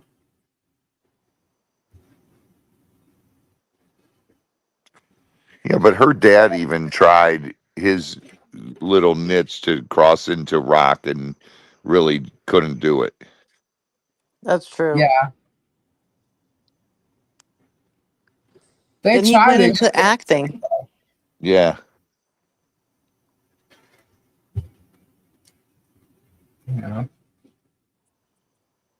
He's a jerk. I met him in person. I believe it. Now he looks like, I don't know, Rob Zombie almost. Kind of, but with dyed hair. Yeah. Yeah. He has a little bit of a Rob Zombie look, but none of the makeup whatsoever. No dreads, but he still looks a little like that. I don't know. It was weird because he was with her mother, and then all of a sudden they're divorced and he's got another girlfriend. I was like, well, that was fast. Either that or I'm not paying attention to any of that. But it seemed fast to me. Like, when did that happen? That actually, it took a while. It took a while, but we didn't pay attention. Yeah. because he's not on like the radar. I guess I don't know. I Right. also wasn't. I think Miley took over. It blew my mind when she came out of the whole, like Hannah, what's the face? Oh, Hannah Montana. Yeah, and then came out so like rock and hardcore like that. I thought she was trying too hard, honestly, but I think she came into her own eventually. You know, the Flowers song is great. She finally won, a good award for that too. So that was a pretty good song. But I don't like the whole mix of all this. She's weird. Yeah, I can't get on tried board too with her hard. because she just, what she's putting forth energy wise, I'm like, you confuse me too much to Yeah. enjoy. All right. I am going to bed, y'all. Oh, her mom remarried before her dad did. Really? Yeah. See that? It just, I don't know. Maybe just we weren't paying attention. Not that I really care, but it just seemed like it happened so fast. Anyway, yeah, it's late. It's 1:44. So I will not be here tomorrow because Robbie goes live tomorrow at 8:00. Get swamped. But I'll be back on Saturday. Again, there could be news. If we hear anything from the court, I will go on earlier with some news and talk about it before Robbie goes live. But I don't know. I think the motions that are out there right now need to sit for a minute. But we'll see. We'll see. But I will be back on Saturday. She married Dominic Parcell. Huh. Well. And then Robbie let Jenny know. Okay. What's that? Jenny said, Robbie, let me know. Okay. Jenny, just come on tomorrow night. So. Well, good Alrighty, night, guys. everybody. Good Good night, night. everybody. God bless. Prayers to everybody, whether you need them or not. We love you. Yep. Ditto. And check out all our mods channels. Go and check out Stacy. Stacy is needing some hours. So let's get Stacy her hours there. And Flood. And where's Suzanne here? Don't forget Diana. All of our mods. Check them out. They got some great channels. They're a lot of fun. Great ladies. And we shall see you tomorrow on Get Swamped. Bye. Bye. Ta-ta for now. Bye-bye. Bye. Bye. Bye. Bye. Bye. Bye. Ta-ta. Bye. Bye. Someone give it to me. Bye. Bye. Bye. Bye. Bye. Bye. Bye. Bye. Bye. Bye. Bye. Bye. Bye. Bye. Bye. There it is.